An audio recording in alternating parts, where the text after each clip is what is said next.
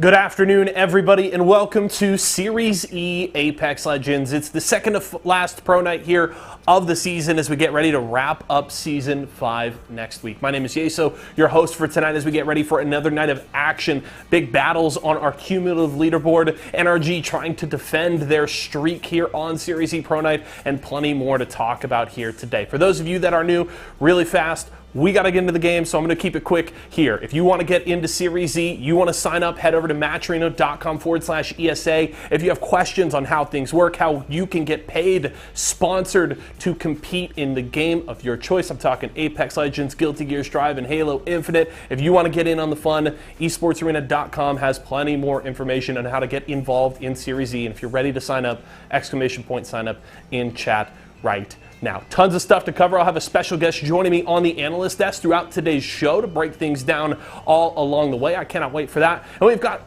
the dynamic duo Jamerson and T-Squared on the cast all day long. It's going to be a hell of a pro night tonight, folks, and we're not going to waste any further time. So let's head over to our casters and kick off another night of Series E Apex Legends. You are the... All right, welcome everybody. Series E Apex Legends. All of World's Edge explodes into chaos, and G2 around the corner, taking what is rightfully there. War with our Ash player, Musin followed, and it's going to quickly switch to Peacekeeper, putting down damage quick as that Fury starts it off with the devotion, and does so much work, may have single-handedly clutched it for Vizio, and with the last shotgun shot, does it. Let's get the games underway, man. I'm ready to go.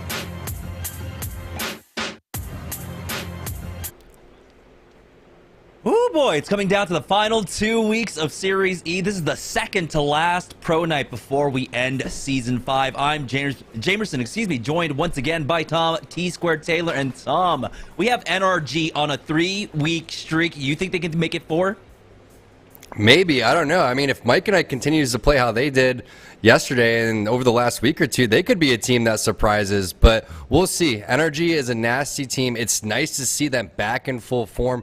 One of the things that I'm stoked about, Jamerson, and I know you are too, is the TSM switch up of them no longer landing Fragment East in World's Edge, and they're going over and contesting Lava Siphon with Sentinels. That's right. We got 6 matches taking place tonight with $2,000 on the line, $1,200 going to first place, $800 going to second place, and it's going to be ALGS standard. Kill points matter, placement points matter as well. Let's go ahead and talk about the teams that we have competing. Like you said, TSM has been shaking things up, changing things on both World's Edge and Stormpoint, kicking Sentinels out of Lava Siphon, taking that for themselves, and also booting out RNG from the wall. The rats in the wall are gone now. TSM will be taking that spot, and I love that change up coming out for them. So our partnered squads are going to have their work cut out for them, but we've been seeing, you know, especially when it comes to the end of season, when there's so much on the line, when teams are trying to maybe avoid relegation, that they are going to play their hearts out. And like you said, Tom, Mike and Ike have been impressing over the last few weeks.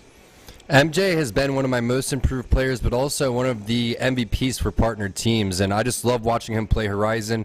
There was a moment yesterday where he gets a double res onto his teammates, and then they're able to win the game, the final game, and there's that accumulative leaderboard race, so I don't know if we have that updated, but I would love to take a look at that so we can continue those storylines, because yes, it is pro night, but with 3 nights remaining, it really matters because the bottom 3 spots are going to be the teams that end up getting relegated. You can see Mike and Ike is right on Intel's heels there. And that's actually really important because tonight we do not have Albert Laley's squad coming in, and we saw last week that they were contesting them over at the Down Beast. Team Mike and Ike like to drop their 4 Stormpoint, and that kind of shifted things where I would say fairly often for Mike and Ike, Stormpoint is one of their stronger maps, I would say. But getting contested on it last week made it very difficult, and so now I think this is going to open things up for them. This is a huge opportunity now for them to try and climb up the ranks, maybe even challenge Team Vizio for 3rd place.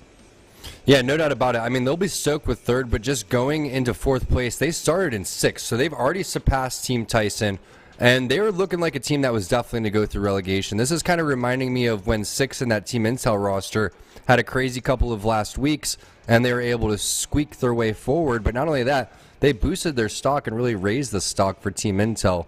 So it's just really fun to watch the level that they're bringing and the increased level of play that they're having week by week. I think that's the key is they started off slow, But now they're looking like not just a team that's in 5th, they're looking like one of the best partner teams that we have, if not the best. Yeah, it was that team intel buff that we always see at the end of season 3, season 4 even happened. Remember when we had James Fearless and his company taking over the reins of team intel at the end of last season, and then being able to finish out strong with multiple wins in a row. But it looks like we might be ready for World's Edge in just a moment. We are going to have 3 matches starting off on World's Edge before we make the swap off onto Stormpoint. And we have to talk about it once again. It's a huge shakeup when a team that has been well established in one drop point, playing center of the map, has finally moved.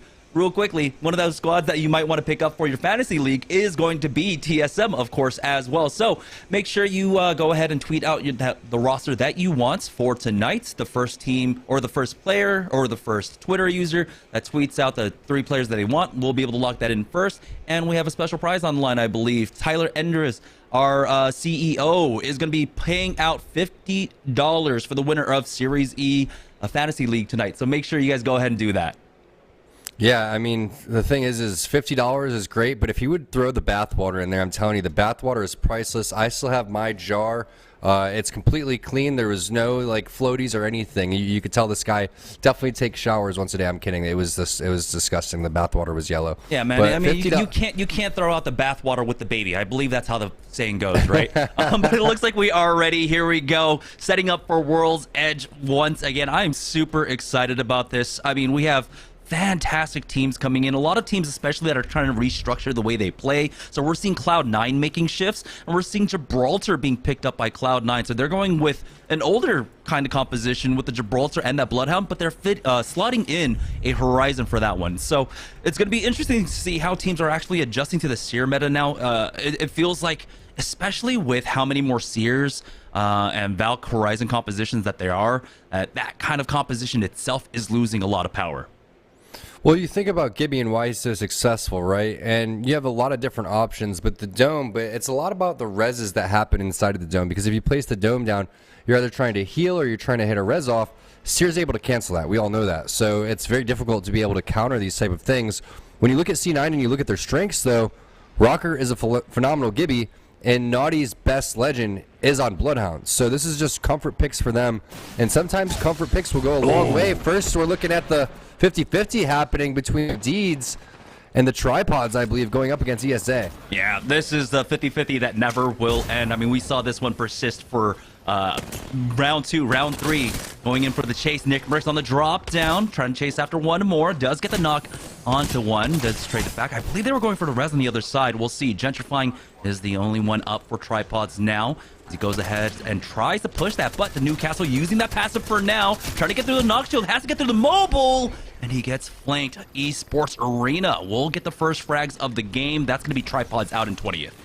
That was interesting. I felt like Gent could have sent past that knockdown shield, and he was kind of like dancing with the knockdown shield. Nickmercs did a great job of placing the barrels down, hitting his shots, missed the grab lift over towards the height, but that's, again, the power of Newcastle, right? When you have an extra teammate alive, that's what the teammate's supposed to do, because you either have to go and stop the Newcastle res, otherwise you're going to be having a 3 versus 1.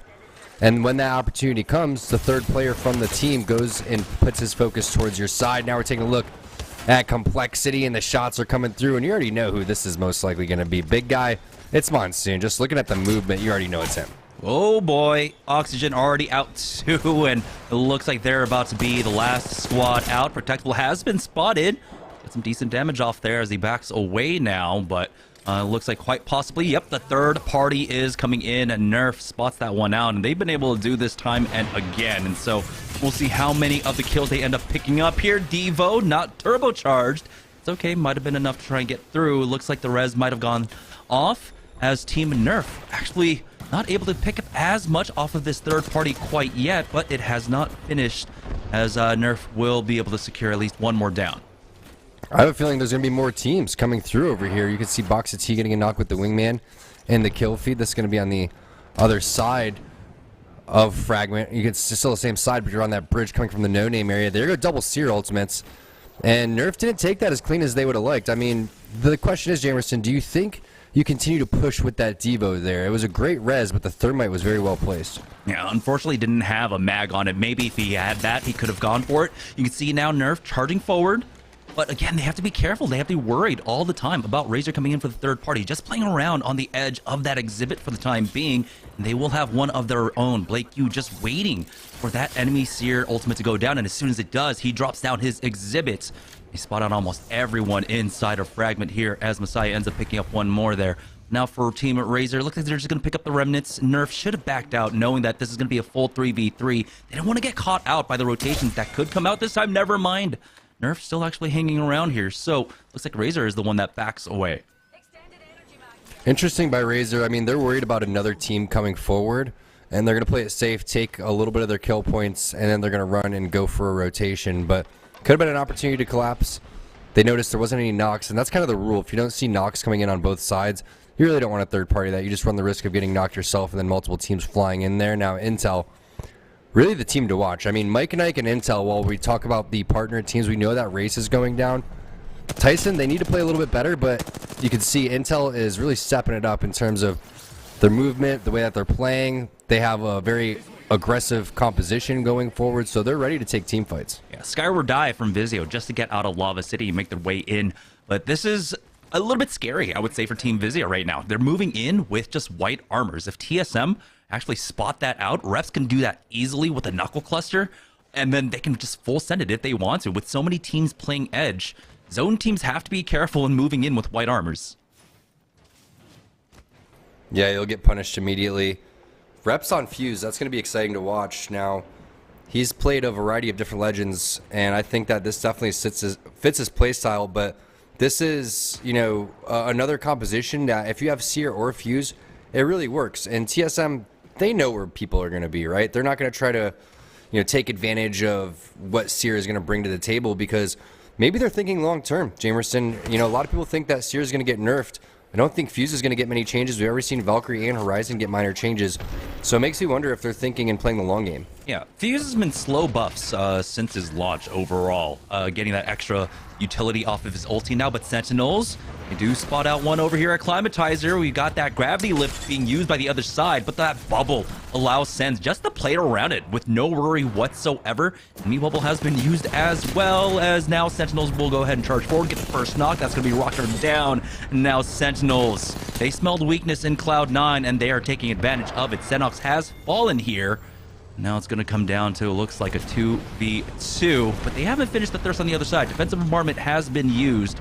They're just going to get staggered with it. Nades out. It's going to force Cloud9 forward, and they peek that angle, get one knock, finds one more in just a second. No, Zach Mazer brought down low, and now this might just be a grief from either side. He needs to heal up, and it's Crust with the HP advantage. This is when you have to start worrying about the zone, though, and that's why the damage is coming down. Crust needs to finish this and immediately go. Oh, and it's actually C9 going down to the zone.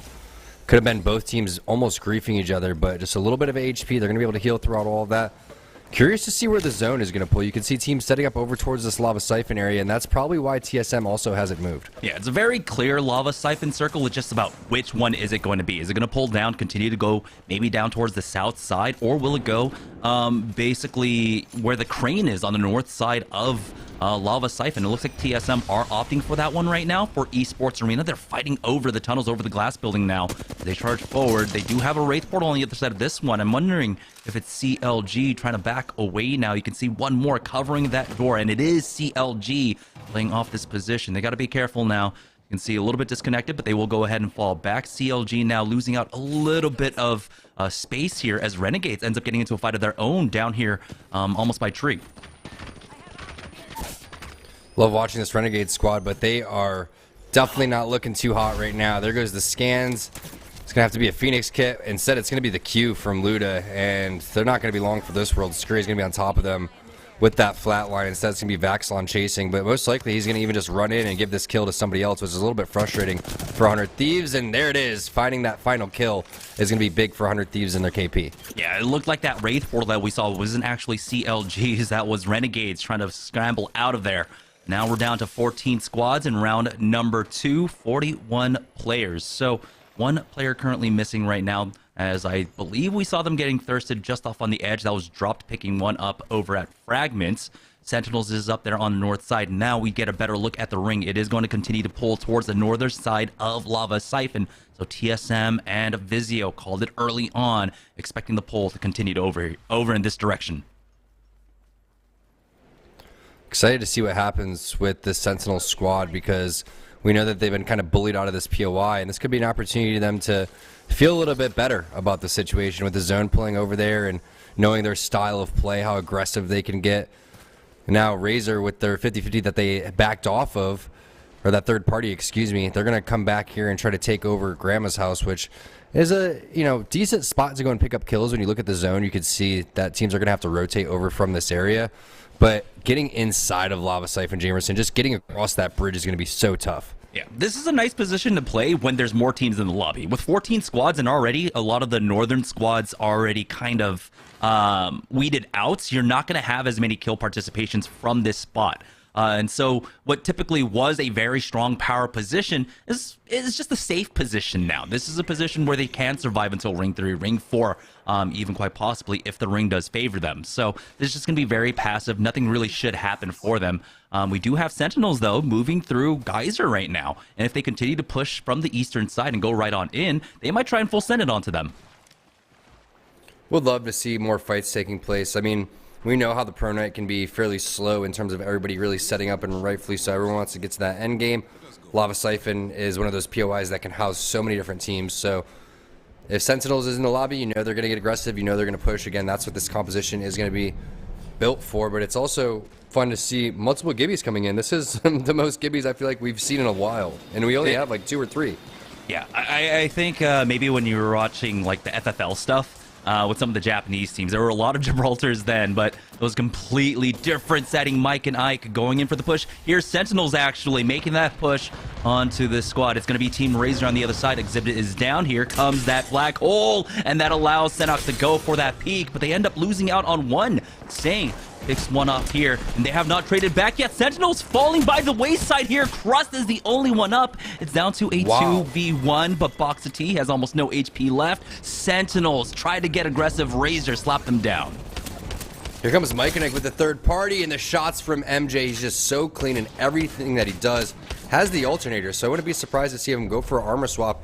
Maybe even switch that alternator out for another weapon. Not enough time, though. He's going to back off, avoid the black hole. And that was a shocking fight to watch them lose as SSG comes in for the fourth party. A Sky Nade almost lands. Borton getting involved on a Team Intel. Grandma's house is getting lit.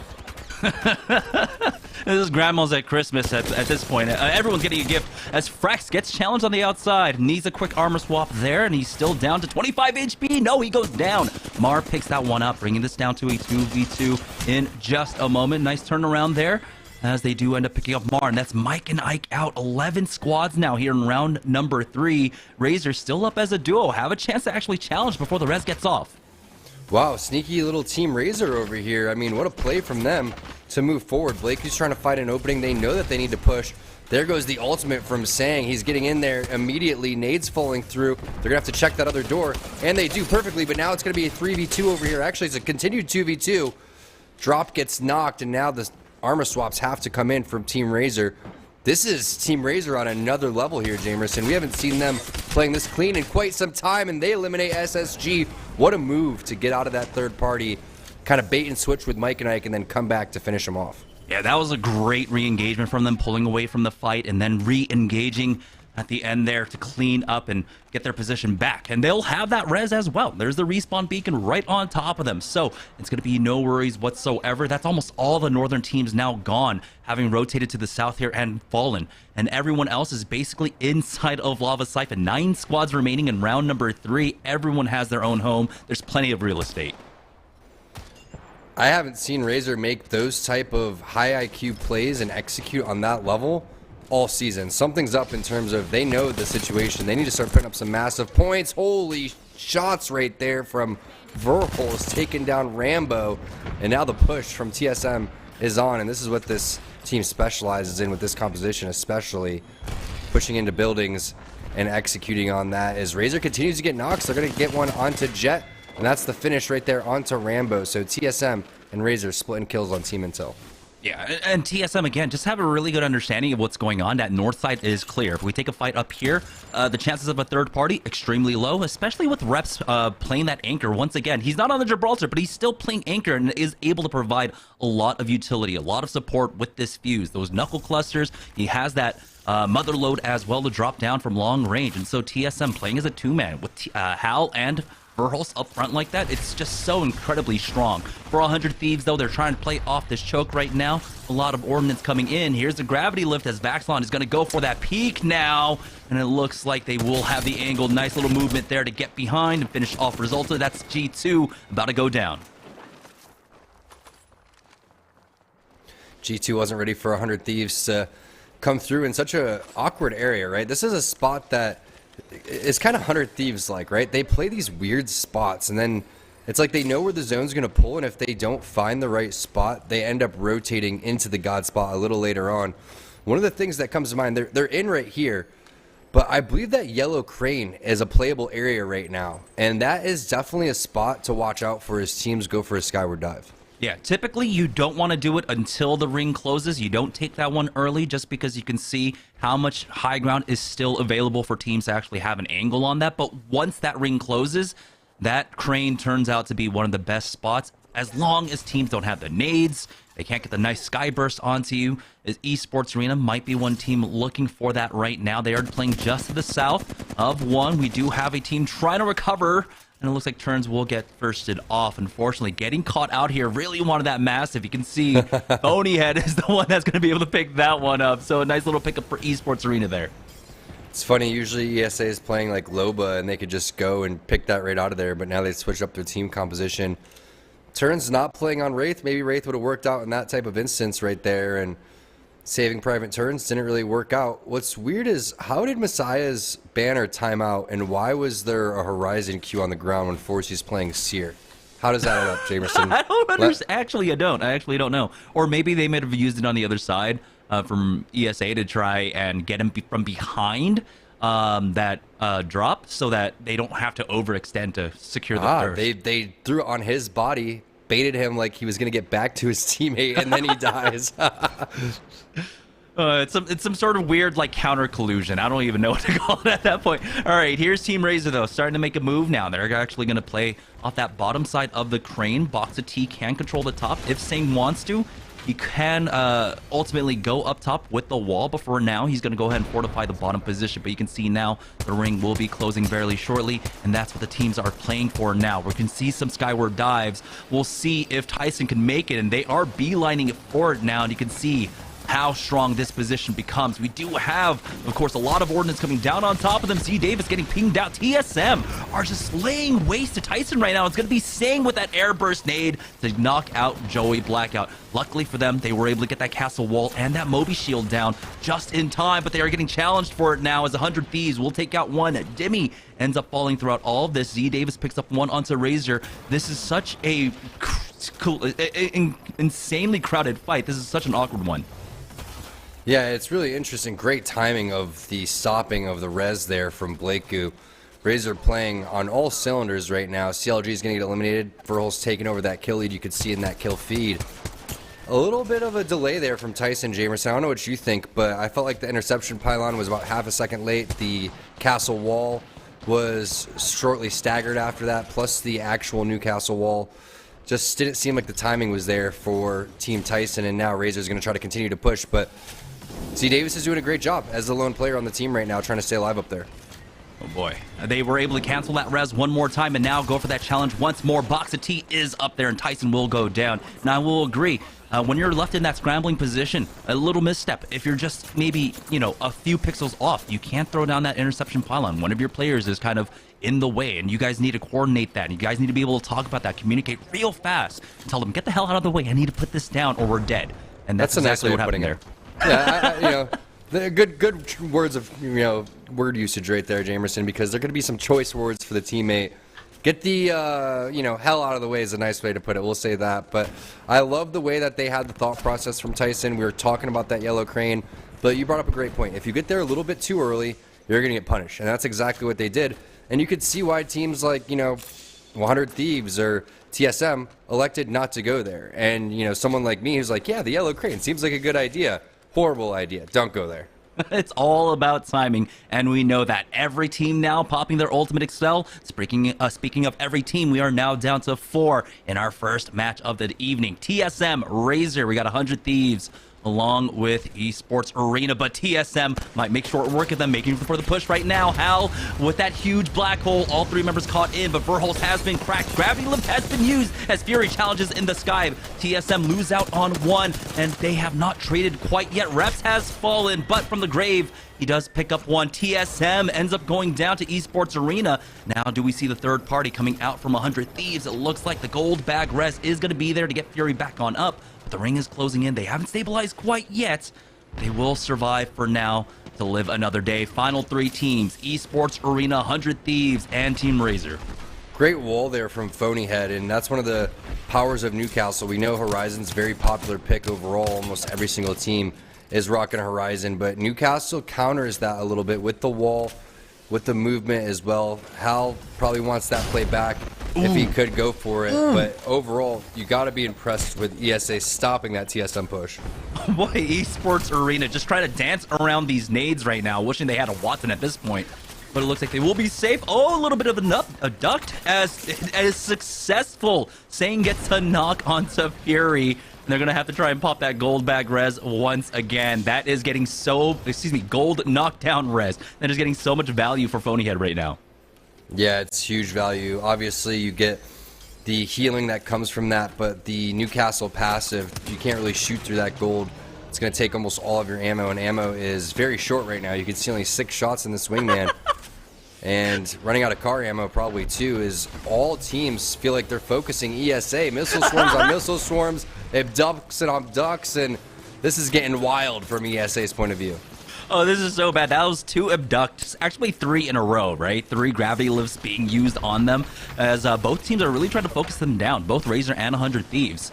Neither of them really under pressure to move out quite yet. 100 Thieves is possibly closest with the center of the map, and you can see Razor now also having that high ground. Phonyhead going for that castle wall, but he might actually just fall to this missile storm here, narrowly surviving. It's Swag that ends up going down. 100 Thieves finally successful on getting 1 knock. Phonyhead, you can see with 1 HP, about to fall. Scurry will be able to pick that one up. Now only 1 player remaining on the Razor side. This is going to come down to the final 3v3. It's 100 Thieves versus Razor, but Razor might make that push first. You can see now with a height take coming out from 100 Thieves right on top of 1, getting behind that. As that singularity does come down, allows Fury time to try and rat this one out. He does at least get that bat off, and you can see Scurry wants to finish him off as quickly as possible. He actually gets the full heal, but now they're going to focus him down to cure that thirst onto that rat. And now it's going to be the top 2 teams. Razor still up top up against 100 Thieves, but they've got the angle. Onmu is caught out, and now it's down to a 2v3. 100 Thieves trying their best to fight back. Quick armor swap there will not be enough, as now Razor pushes behind the shield, gets that knock. Only 1 trade there for 100 Thieves, and it's Team Razor taking the first win of the evening. Amu just slightly out of position there, but the great awareness from Razor. Not only that, Fury staying alive, taking a little bit of the resources and the attention away from 100 Thieves, buys Razor time. And not only that, Razor doesn't have to drop on 100 Thieves, which is a little bit risky because you get that gun punch and you don't know exactly where they are. 100 Thieves actually pushes them in a 2v3 scenario, makes it a little bit easier for Razor to execute. And it was impressive because we talked about it time and again in this game. Timing. It's all about timing. One of the first engagements we saw out of Razor was a possible third party coming into Fragment East. They decided to back off that fight and then play for a different position. And now Team Razor, remember we saw that third party attempt coming out as well, as Sentinels tried to make a push on them with Mike and Knight coming out from behind. It was a really, really good display of timing coming out from Team Razor.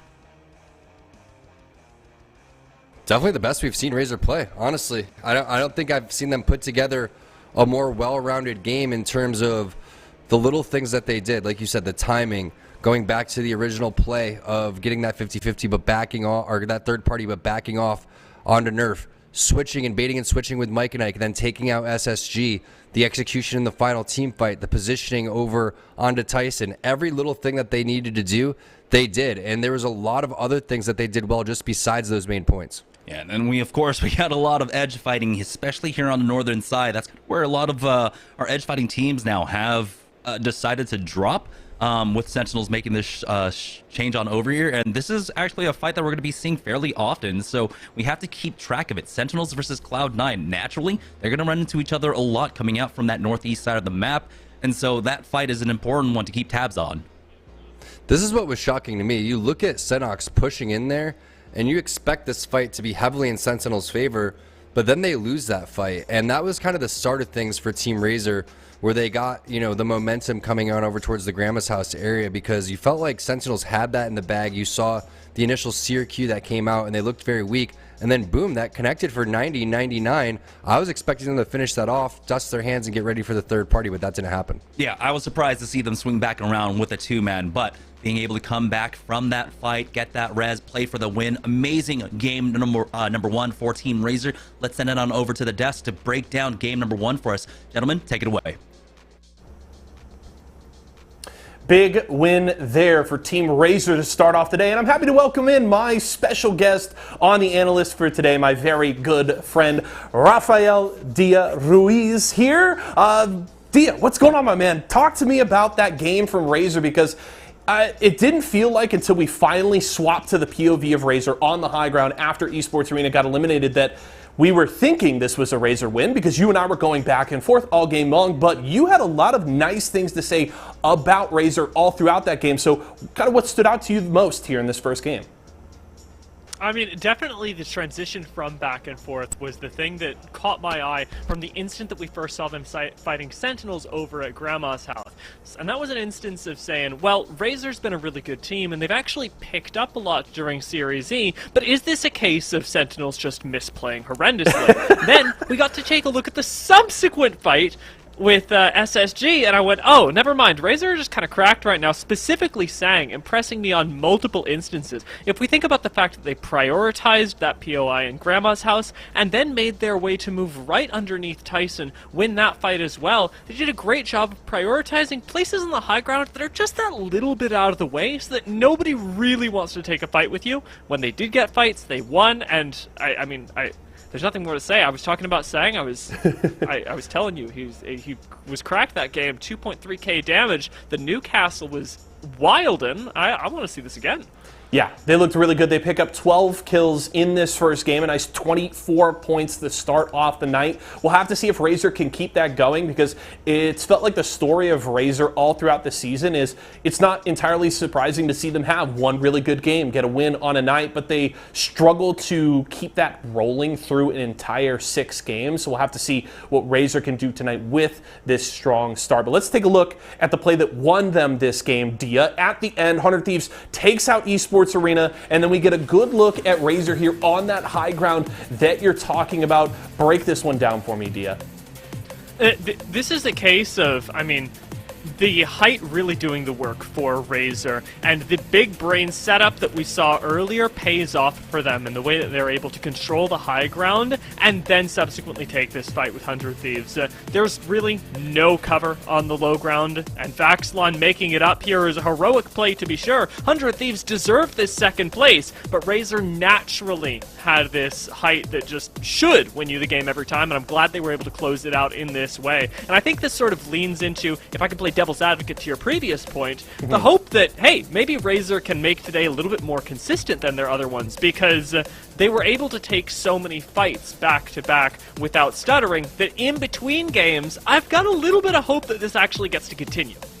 Yeah, definitely a good sign that this wasn't just Razor kind of ratting it out till the end game, winning one fight. Maybe they have like 3 or 4 KP. They were consistently taking fights, winning them fairly cleanly, and playing with a lot of confidence, I would say, in this game. And I think that definitely bodes well for them. So we'll have to see how it continues throughout the rest of the night. I'm definitely looking forward to seeing more from them. Dia and I will be back with plenty more after our second game. Right now, we're going to go to a quick break. When we come back, we'll get a look at that Mobile One leaderboard to see just how big of a lead Razor go into game 2 with. And we'll have plenty more when we return.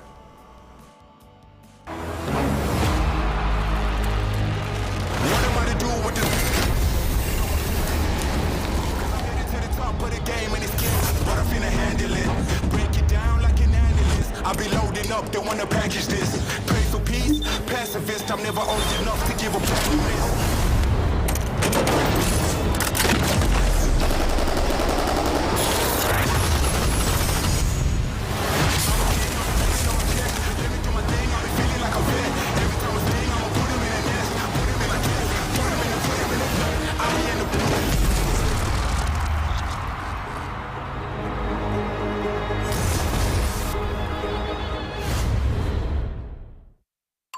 the chicken is this crispy and this tasty, it doesn't matter what else is for dinner.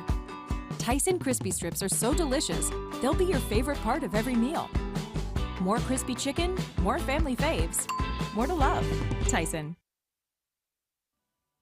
Welcome back to Series E. Game number 1, we saw Razor taking the win, and it was an incredible sighting coming out from them. As you know, you've been talking them up a lot, Tom. Team Razor definitely need to step up today, and they're doing it in a big way. They really did. There were so many different layers for the way that they're able to execute a 25-point game. That's really big for them. Now, there's a couple of big storylines that you touched base on. I'm going to start with the beginning of the games, the fight that's going on at the back of the map over towards Climatizer, plus the 50-50 that's going on over towards the landslide area. I love that. I love watching our pro teams 50-50 because they know take the fight immediately, don't dance around. We already saw what happened with CLG and Xset in previous times in Harvester and how they ended up getting third party because those fights would end up lasting minutes and minutes. It'd be like zone 3 and they're still fighting over towards Harvester. So I love watching how that plays down. And then what's happening over towards the fragment side? Are we going to continue to see more fighting taking place? Is Nerf going to get involved from the west side? Is Razor going to continue to rotate from the overlook area? There's a lot happening just in the beginning of the game. Yeah, and it's important, especially if you're an edge fighting team taking fights when you have a drastic ring pull to the south like that. You cannot dawdle about. You have to make a move quickly, and those fights need to be finished off much faster. And you have to be wary about the ring damage. Remember, the changes have drastically changed how those 50-50s take place now, or at least those fights on the edges take place now. But here we go, heading into game number 2. Let's join on board with our winners from game number 1. Like you said, dropping here at Overlook, they will be continuing to look for that third-party attempt, I imagine, throughout World's Edge. The thing is Jamerson, what do you think? Do you think that it's going to happen similar to game number 1, or do you think that everyone's going to kind of adapt and realize maybe we should just split the loot and kind of peace out? You know, there's a lot of different strategies and layers that pro players make after the first game. Oh boy, hold on. We have another 50-50. It's going to be Mike and Ike over here at Big Mod right now up against Oxygen. So Oxygen did try to make the adaptation that you were wondering.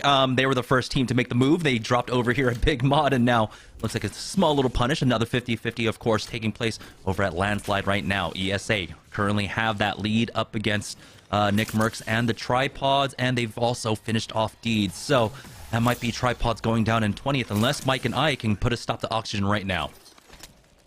Really smart plays coming in, trading reses potentially, the stop of the res, and now a little bit of a peek around the corner. Mars should just heal up, and I think he understands that situation. MJ is going to drop down. They need to completely reset, and hopefully they can find some medkits and kind of regroup over here, find some loot along the way. MJ has a medkit, which is going to be big, but Mars still needs to find more healing before they can approach this. Yeah, I'm wondering if that Vizio intel is still happening at Lava City, because the longer this takes place, there is an opportunity for either team to try and move in. We do have Tripods going down once more in 20th place Esports Arena. We're able to leverage that first team fight win in game number 1 to a top finish in game number 1. So we'll see if they can do that once more for Oxygen, though. They have been able to reestablish themselves, get up. Kubsky still underneath Big Mod right now, but we'll see if he can make it out alive with the rest of his squad. He is the one without mobility, and he does actually make it back. And so now they're going to back away, going into Geyser. We'll see, though. Mike and Ike themselves are quick on the move now, going towards Lava Siphon, but they might be rotating straight into TSM. Really quick, I want to take a look at the map. So if production could pull up the map, or if the observers could pull up the map, I want to see what other areas could be free on the rotation, or just in general. The zone is going to pull northern side over towards Skyhook, but it looks like if you're gonna go over towards the northern side, there's a lot of Skyhook available, right? I mean, SSG drops over towards Lava Fisher, and my rule always was when you were playing in tournaments, and I feel like a lot of teams, you know, adapt this rule or should be adapting this rule. Hey, you could practice your 50-50s all you want, but there's so much more that you could practice. You could practice your 50-50s in a ranked game or in pubs even if you really wanted to, you know what I'm saying? But the rule is with Skyhook, you could house 3 or 4 teams over there. So if you're struggling, that's a great POI to go over. You know, I'm not telling these teams how to play, but it's just some food for thought in terms of if you want to continue to play the game and if you don't want a 50-50, Skyhook's most of the time available. Yeah, no Team Liquid today, and so I believe Fragment West is already been taking over. So Fragment, excuse me, not Fragment, Skyhook West is free, and I believe that was picked up. So Fragment, I keep saying this, Skyhook East might be the spot that you're looking for if you're still being contested right now. Vizio made the change to go to Geyser after that first 50-50, but on the rotation here, it looks like Team Tyson caught out one from NRG. That's Nathan going down. We'll see if they can get a little bit more, but oh no, Z Davis caught out in the open, is able to make it behind cover just in time. Team Tyson staying alive as CLG are getting involved in this one from range, but they themselves are getting challenged now. And Dimmy is going to need some time. It looks like he's going to try and set up this interception pylon, quite possibly in a safer position, or just upgrade for that blue here at the replicator. Yeah, he should have enough crafting materials. One of my favorite changes is team crafting materials get picked up overall. Nathan on that Pathfinder, he was the first one to get dropped, and they're pretty far away from the banner as they're going. Oh, that's always nice. Just a gold helmet, Jamerson. You know, everyone loves that. You know, Kraber, Mastiff, nope, gold helmet for you. Ooh, they end up fighting Z Davis, though. So now this comes down to a 2v2 versus Tyson. NRG can take this, and they have about a minute left to try and maybe swing back. Oh, never mind. 30 seconds left to recover Nathan here. So time is running out. Maybe Gilderson's goes for it at this point. It looks like he will try and trek out for that. We'll see if CLG have anyone up top, but for right now, it looks like it's mostly clear. They're a little bit focused on someone else currently, leaving the window open to get NRG back into this one up as a full 3-man.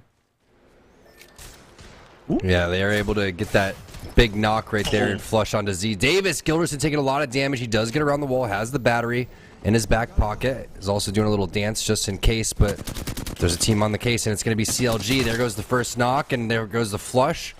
Good flank there from Nano and from Mamba, but now multiple teams are flying either past or in towards the area. Renegades is going for the blue trailer, but if they want to continue to push forward, they can. We know this is definitely going on over towards Skyhook. Problem is you don't want to run into anybody over towards this cave and over towards the vault. So paying attention to all the surroundings, that's exactly what Madness is doing. I love this play from him, and they continue to advance forward. Yeah, I like pushing for the tunnel instead of trying to go through Countdown, just because it's easier to clear out as a seer. The distances, you don't really have to worry about anything. For Team Razor, though, currently now in Geyser, I think they are in the middle of a fight. Singularity has been dropped down as they charge forward with that Moby shield, and so saying we'll be able to stay safe. This is our winners from game number 1, currently in the lead, I believe, by 6 points up against 100 Thieves. They're trying to keep that now. Team Mike and Ike is on the other side of this fight as they fight in the zone. Not too far off from the safety of it, but again, we've seen the kind of pressure the zone damage puts onto these squads right now. Mike and Ike still trying to play off the choke. We'll see what Mike and Ike has in store. I mean, you're looking at a skyward dive situation probably for both of these teams. No one really wants to mess around, and it's a little bit tough for Mike and Ike because of the armor situation. You already saw how they got 50-50'd over towards Big Mod area. That was OXG taking a majority of their loot. And we've seen MJ in this situation before. They were pretty successful, but they're definitely going to have to do some sort of crafting or maybe some long-range poke. Maybe MJ passes that over to one of his teammates. Speaking of crafting, you could see what Razor was up to. When you're able to control that craft, you're able to stay even over towards the end of zone number 2. You can't stay in for zone number 3. It's going to eat you alive. But I like the thought process from both of these teams. Back off, reset, and we saw how that was successful for Razor in the first game. Yeah, I think for Mike and Ike themselves, they just really wanted the replicator. Getting challenged for Big Mod, using up most of their meds already just in that 50-50 for it to fizzle out. They needed to stabilize in terms of loot. And now their armor situation, still not the greatest, just 2 blues along with the white, but at least they have meds. And so that kind of keeps them in the fight and in the running here. The ring will go ahead and continue to pull up to the northwest side as this game is drastically slower than game number 1. I mean, that's the same thing that we saw last week. Game number 1 was super fast, and then things kind of settled as we join on board with Team Nerf. They're going to get us a nice little look here at the next zone to make sure if it's confirmed going over towards Skyhook, or if we get some shenanigans and maybe this one pulls over towards the Countdown side. Renegades, though, finding a knock onto Mamba. They're slowly picking up kills left and right. It would be a very interesting pull. I mean, the way that everyone's posturing, most likely going to be over towards Skyhook. I think shenanigans would be a great way to put that one, but Renegades is so strong in their loot situation. It's only going to get stronger with this Loba on their team. And can we talk about the heirloom? It is so disgusting. If you're a Loba player, definitely got to pick that one up. Diamonds. Look at that fan. Oh, I love it. I love what they've been doing, especially with Loba. slowly kind of falling out of favor, but picking up a little bit more now as teams have kind of settled a little bit more on their compositions. Now we do have a 3-team fight. It looks like Oxygen, Intel, TSM down there by a landslide. Getting a better look at the ring. It is going to be a 100% Skyhook zone ending. More than likely continuing to pull up to the northwest, playing off of Market would be the best thing here. Are you kidding does get me? one knock onto Reeds on the final bullet there, and you can see Imperial Hell charging right on in. Singularity has been tossed down as they are looking for the angles, backing away from this one. You can see now TSM securing that thirst onto Reeds, but they have to be worried. Know that multiple squads were in the area, and it's Team Intel coming in for that third party. But again, you don't have the advantage in this fight. It's a clean 3v3 here. The person that's over towards the train car area is completely split from the team, though, so this could be an opportunity to focus that particular player. I wouldn't want to mess with Verhulst, though, after seeing those shots. The one clip at the flat line from downtown. Great shots with the wingman right there. Rambo's taking a lot of damage, and there it is. Verhulst with the initial knock with that flat line. Dude is absolutely ridiculous with the tracking. And now you're going to have to deal with the rest of TSM throughout this situation, and it's going to be double fuses throughout this fight. The two teams playing this legend going to be duking it out over here, and the way that TSM took that fight so cleanly, Intel thought that they had the easy third party, but it wasn't as clean as they were hoping for, and now they're on the ropes. Yeah, completely separated. Jet loses out on that 1v1 versus Verhulst, and this is the man. We've been talking him up for so long now, since his introduction on Series E, since we saw him basically play things out. Series E Season 4 qualifiers. We knew big things were going to happen, and he is proving us right so far. Team Intel do at least get away with ICRVR there, but he's going to play this one out as a solo. Team Vizio, though, in a fight over the train station on the north side of Skyhook now, already losing out on board, and that's going to be Sentinels now pushing forward with the man advantage. One more knock going over their way, and Sentinels now have control over this train station. Really clean engagement there from Sentinels. Kind of what they were looking for in terms of getting back on to their team fighting ways after they lost that initial fight over towards Grandma's house. But 100 Thieves trying to poke in for the third party. They recognize, all right, no knocks.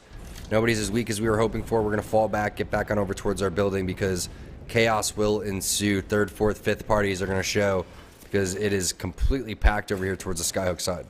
Yeah, typically you would see our Watson teams playing on top here, and actually no one was able to make it. I think there was just too much of a clutter going down on that south side. You saw NRG actually slowing things down on the south because of the way that they were staggering going down. A lot of teams hovered there, so a lot of the southern rotations getting slowed. So Skyhook's angles are a little bit awkward right now, and teams aren't typically there where they should be, especially for a squad like maybe CLG. TSM, though, fighting another fight on the edge right now. Reps takes a lot of damage there and has to back away. All of TSM has been cracked, but Verhulst holds the line now as Reps tries to heal up and challenges just long enough. Gets the knock onto Sang, and Verhulst does it once again. The dude's just not missing. It's so impressive to watch his tracking.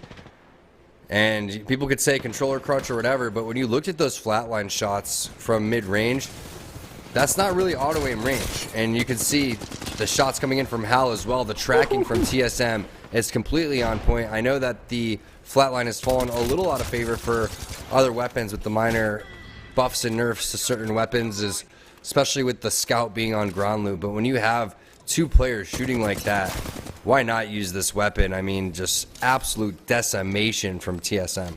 Multiple teams still in the area, though, as Oxygen now playing out from the zone. Try to come in for the third party. TSM still need a little bit of moment to just try and reset fully, but TSM should be ready for this now. And with how much damage they took in the ring, Reeds might actually fall here. He goes down. Verhulst once again opens up with the initial frag on Oxygen. Thought they might have had a fight here. But no, TSM, clean sweep. They have, 9 kills to their name now. TSM are on a roll here in game number 2. Cloud9, though, finishing off their fight. Looks like with Excedrin just actually getting that thirst onto Kimchi Lee before they start now rotating in for the zone. Yeah, Verhulst started things. He got them warmed up, and now the rest of the team is on absolute fire. TSM looking like the scariest team in the entire lobby right now in game 2. And if they continue this momentum, we're looking at a TSM win. I guarantee the chat is going absolutely crazy for TSM fans. Lee, like you said, trying to get that banner. And we'll see if they're going to be able to recover the captain of Excedrin. And they do get the banner at least. So we'll see if they can now push forward, maybe do a little bit of a skyward dive. Perfect execution coming in as the zone is coming. They should be able to get past this mountain, even with the minor changes, and they will be able to. Great job from Excedrin. Yeah, they have the mobile respawn beacon to utilize as well, so they don't need to go for the respawn beacons inside of Skyhook. And with how many buildings there are, they might be able to find a safe one. But again, nothing's safe right now, especially in this lobby, especially with how TSM are prowling around the edges. Now, they have worked away from the edge and playing a little bit more center here in zone number 3, zone number 4, but they've got their kill points. It's all about getting the placements at this point for themselves. This is going to be easily a 27-point game if they end up getting the plus 12 at the end here. I feel like TSM isn't really focused on, placement. Yeah, they want to get that placement, but the way that they're playing right now, why not take every single fight? Plus, Jamerson, that's what their composition's about, right? They're not even rocking the Seer, but they could push in buildings, they could do a handful of different things. And nice shots there from Designful. This is the G2 squad that we haven't really had an opportunity to see much today, and it's nice to see them picking up some momentum over here. Chaotic has been one of the rising stars inside of Apex, and rightfully so. Absolutely ridiculous with the R301 in his Horizon is insane.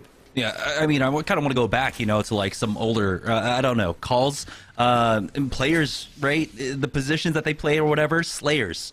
That's what a lot of our controller players are now. In this meta, they are just absolute slayers. So chaotic Virals, we are seeing that coming out from these teams right now. And it has been the rise of controller for the last 2 years or so. And it's been great to see because, again, like you mentioned, it's not all about the aim assist. Sometimes you're playing out of that range and you have to just have the raw skill, and they're showing it here. G2 making the rotation now with that Northwest pull. This is going to be a fairly standard traditional circle going over toward that market side once more, and teams are already set up for it. One of my favorite things to do is watch players like Jen Burton, who plays on controller for maybe like 6-7 hours on his stream, and then he switches to MNK. Dude's an absolute monster. Not a lot of players can actually do both and be equally as good, but look at the setup from Chaotic. He's almost got the Exodia over here with the gold armor, the gold helmet. We'll see if he even has a gold knockdown, but this is what you're looking for G2. You're trying to find out where the rotation is going to be. You know you need to do a skyward dive. Maybe you coexist over towards the market side. You want to get over towards that high ground as much as possible on the roof so you can make your move. And surprisingly, the middle area is available for Mike and Ike. You would think that there would be a team in here. Again, we had that huge pileup on the south side that started off with NRG losing one, and that slowed a lot of the rotations out from the south side. And so, yeah, this leaves a lot of this building open. I think teams kind of focused more on that northern side, playing off of train station, playing off of market, playing off of the diner building for the most part. There is a chance this ring can pull onto the center post, but again, I'm still counting on this one going towards market side because that is what we see almost, 95% of the time. Correct. That market ending is very popular. Then you have that kind of fence ending over towards here between the two. Gonna get a lot of information over here, and yes, it does lead away, and it's gonna continue to go on over there. It's one of the most popular endings, like you mentioned, about 90% I would say as well, is a very good guesstimate. But a little bit of a missed opportunity there from Mike and Ike to kind of punish TSM on the rotation. Speaking of punish, Renegades is eating it. C9 coming in. Zach Mazer, that was an amazing moment. That was an amazing moment from him. Nasty plays on Horizon. Sentinels, I think, having to deal with 100 Thieves right now on top of the diner building. They were able to make it on in. SSG coming in for the third party up against Cloud9, getting that re-knock onto Rocker, and they will be able to finish them off, but they are left scrambling themselves. It looks like that gold knockdown on the wrong legend, but they have time to reestablish themselves as Nerf. Ends up getting cleaned up by G2. 9 squads remaining here in round number 5, as it looks like 100 Thieves are going to make their push of their own right now. You can see the Singularity is still there for Scurry. They're waiting to hold that one down. That Grav Lift is controlling the door for the time being, buying some necessary time, but the angle is clear for 100 Thieves. There's only one doorway really to play off of. A nice little nade. Singularity has been dropped from either side, it seems. Now 100 Thieves just looking for some more nades, something else to utilize in this fight to make it easier for themselves. Problem is for Vaxon, he has to only use this PK. He does have a thermite. It's going to be well placed. Now he's going to go with the grenade, the frag grenade. I love the plays from Vaxon. Doesn't do nearly as much damage as they were hoping. Now everyone from 100 Thieves ends up losing their shields. Amu with the quick armor swap. 2 players are going to drop. Scurry coming around the corner, and an absolutely ballsy play from 100 Thieves. They know they needed to loot. The zone is closing directly at that time, so they needed to take that fight quickly. SSG just got a little bit too turtled, mainly because they didn't have the resources in terms of grenades, and they didn't have their resources in terms of their abilities. We saw them use the black hole a little bit earlier, and that ended up coming back and costing them just a little bit. Great moves from 100 Thieves as CLG's now on the ropes. Mamba's the last player alive. This is going to be a little bit of a combination of Razor, who's still in this one, and TSM. So very similar teams from game number 1 in this one, Jamerson. Yeah, Razor, Mike and Ike, a lot of squads caught up in the scramble here, coming out from that post. But it's mostly TSM picking up these kills, and oh my goodness, 11 kills through their names right now. TSM are on an absolute tear. Now they just need to secure that dub. For Sentinels, though, they end up losing out on one. It's Imperial Hal picking that one up, but the bubble res will get him back on in Esports Arena. Going for the Chow, Kraber, no scope, and he hit into the arm shield, unfortunately eating up a lot of that damage, and ESA will fall. G2 has gone down to 100 Thieves as well, and now we're down to our final 3 squads. TSM, though, are still on the hunt, and they are moving like it's only just one squad remaining here. Hal getting that knock onto Onmu, and TSM are making quick work of this lobby. It's the final fight. It's going to be Sentinels. TSM now squaring off in the market here as Sentinels try and apply the pressure, but Senox gets swung on. He is the first one to fall. Reps picks that one up. Lou does trade back for one at the very least as Crust gets an arm swap left down to a 1v2, but it's TSM that mops up the lobby for the win here in game number 2. I cannot wait to see how many kill points TSM has. They absolutely obliterated that lobby. Could be one of the biggest games that we've seen in Series Z in quite some time. If you're wondering if TSM is here to play today, they absolutely are. Oh man, I said this is looking like a 27-point game for them. No. I think we have clearly crossed that 30-point threshold. Yeah, easily. What an amazing game coming out from TSM, and I love that this is kind of displays the changeup that comes out for them, right? They go now more towards a southern part of the map. It's still central over there at Lava Siphon, but going down there to the south side, playing a hard edge composition, and they are rewarded for it. It was almost like they were warming up in game number 1, and then they started to turn up here. It really started with Verholst with this flat line, and then everybody kind of following suit. Hal got his shot going, and once they get some momentum, once they get that confidence going, once the vibes are flowing for TSM, they're almost impossible to beat, and they showed it right there. I mean, you just had a feeling based on how they were dominating the lobby that they were going to be able to take Sentinels down, right? Even with that awesome armor swap going forward, the EVA 8 shots weren't there, and they just got in your face, and the fights end so fast with TSM. That's what makes them so special. They're never getting knocked. I don't believe there was even a time that game where one member of TSM was knocked, and they took so many different fights. That's impressive.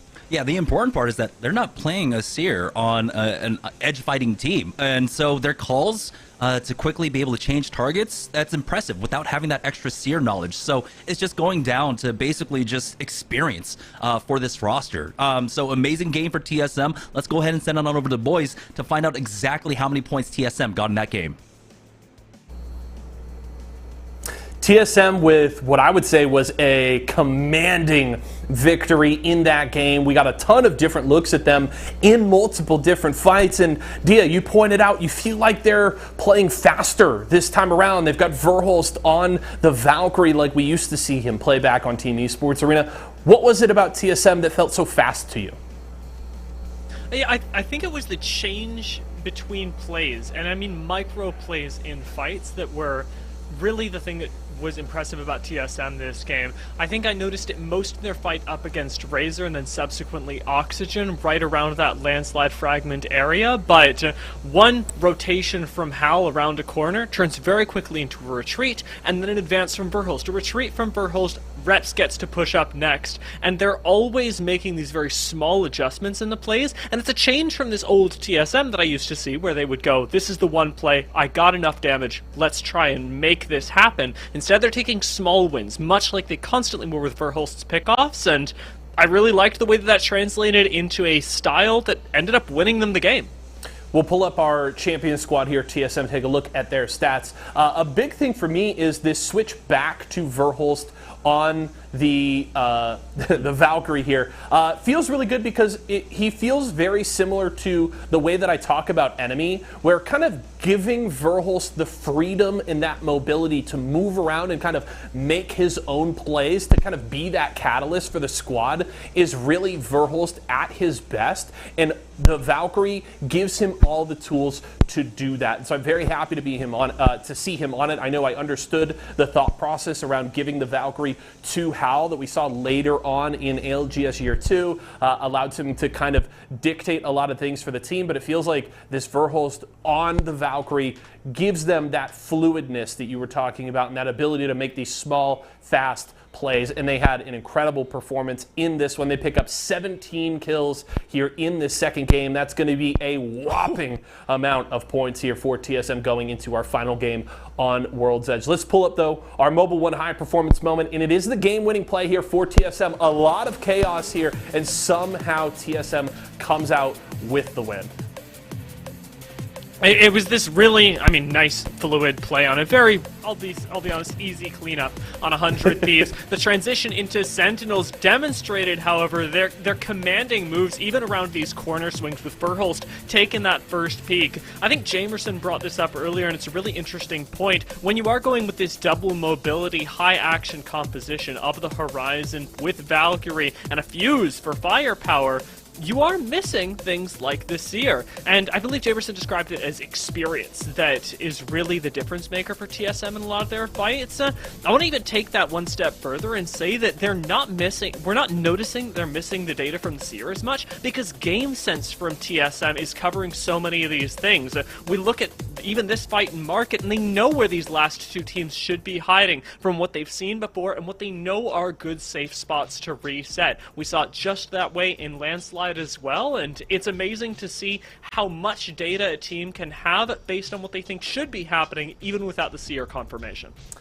TSM definitely rounding into form as we get ready for ALGS Year 3 and looking really good to start the day here tonight. Cannot wait to see more from them and maybe Razor with a possible response in Game 3. We're going to a break right now. When we come back, we'll take another look at that Mobile 1 leaderboard and get you ready for the end of our action on World's Edge.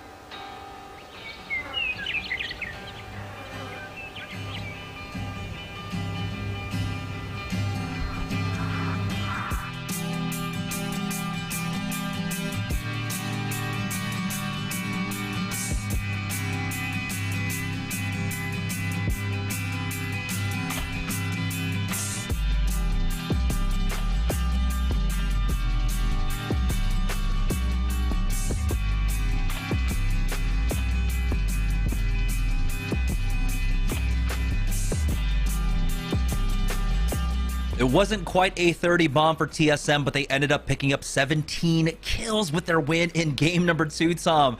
And now that means drastic things for our Mobile 1 leaderboard, so let's go ahead and check in with that. Yeah, they're heating up, and it's really, really awesome to see them running on all cylinders without a Seer, which we've previously mentioned.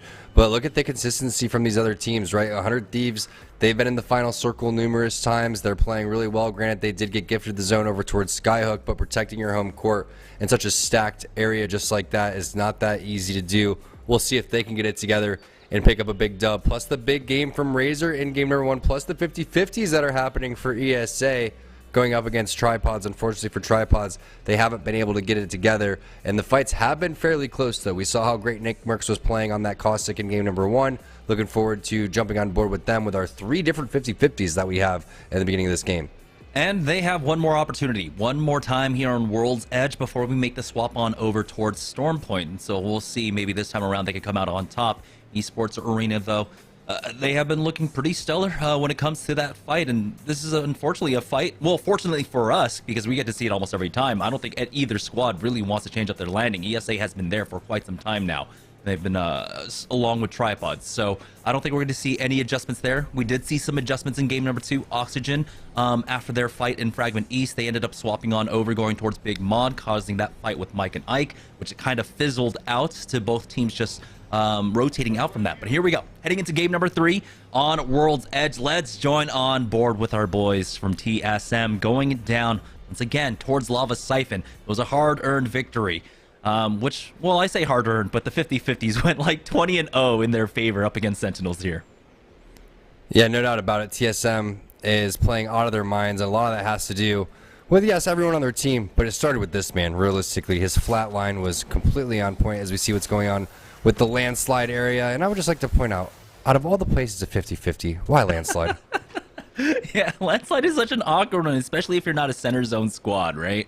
You just want to go for that quick rotate and have a pretty high likelihood. I don't know why, but the beacon here just feels like it has like the highest spawn rate than any other beacon on the map right now. For Esports Arena, it's all about challenging height, keeping that height for now. I believe both gravity lifts still on cooldown for the time being, so they don't need to worry too much about challenging that. Now, what I want to see out of Tripods is trying to utilize that gravity lift to get some barrels up here. That is one thing that you can do. I believe if you have that right height, you can get it up here. Oh, they are off Caustic now. Okay, never mind. Swag takes a lot of damage. ESA has to be careful. This is going to be a worse gun combination, realistically. 30-30 Mozambique. No scope coming in. I mean, nice job cracking shields at least, but no med kits coming out. And the longer this fight takes, the more likely you're going to get third party. We already saw teams rotating a little bit early. Renegade's going to get a knock right there onto Mar from Team Mike and Ike. The Thermite, if it connects, that's going to be big damage. Instead, the Missile Swarm's going to come down. This player is a little bit on the ropes, but again, it's so difficult to hit these shots without a scope on the 30-30. Eventually, these teams may just want to back off. I mean, it's right around that time here with the zone closing that they need to start full setting this. Yeah, nice little ping, though. They do note that there is at least one player that's isolated off on the left side, but it looks like those two might have been able to back away to rejoin. Tripods still here, stuck on the low ground. Gentrifying is trying to find something. Gravity lift being used just to back away, maybe cause some visual clutter. Tripods will go ahead and disengage from this fight, and so they don't go down to the 50-50, but they don't win the 50-50, they don't lose the 50-50. NRG are here for that third party that you were worried about, Tom. Yeah, it's the timing, right? I mean, they danced around for so long, and now NRG's looking like they could potentially, kill both of these teams. There's no reason that they couldn't come through and clean all this up. Swag's gonna get a knock onto Deeds, so they probably continue to keep that high ground, but that's so unfortunate for Tripods. I mean, once you don't have that platform over towards the Yellow Crane, it makes things so difficult, but now NRG is going to try to finish what they've started, and it looks like they're going to be able to. Yeah, here's Sweet now on the door. He does get swung out by the 2, but he has taken no damage whatsoever. Singularity has gone, oh, excuse me, that's a grav lift going down.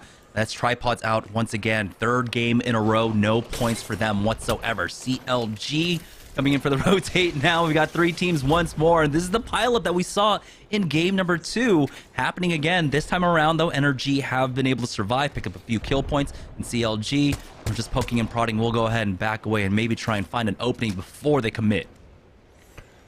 Mike and Ike is on the ropes as TSM fighting another knock. They already lost out on Mar early, and there it is. MJ, the last one to fall.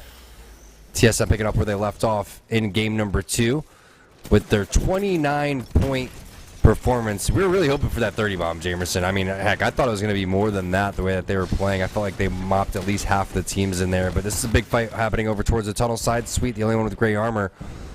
Could be a little bit deceiving. NRG still has those purples in their backpack if they wanted to go and use those ones, but they're going to back off and head back on over towards the landslide area. If we could take a look at the map, that'd be great so we can see where the zone's pulling and where these teams are potentially going to be rotating. Looks like they're in the zone over here, excuse me, for NRG, so it could be a handful of different endings.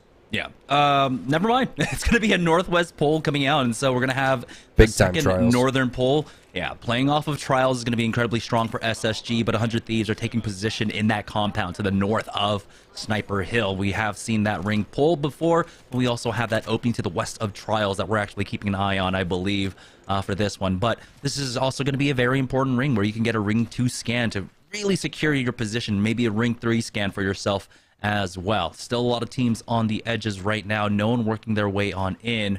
And so 100 Thieves have to be careful in how they want to defend that position because they can still get full sent on. For Team Esports Arena, they have settled over here on the Fragment West side for now.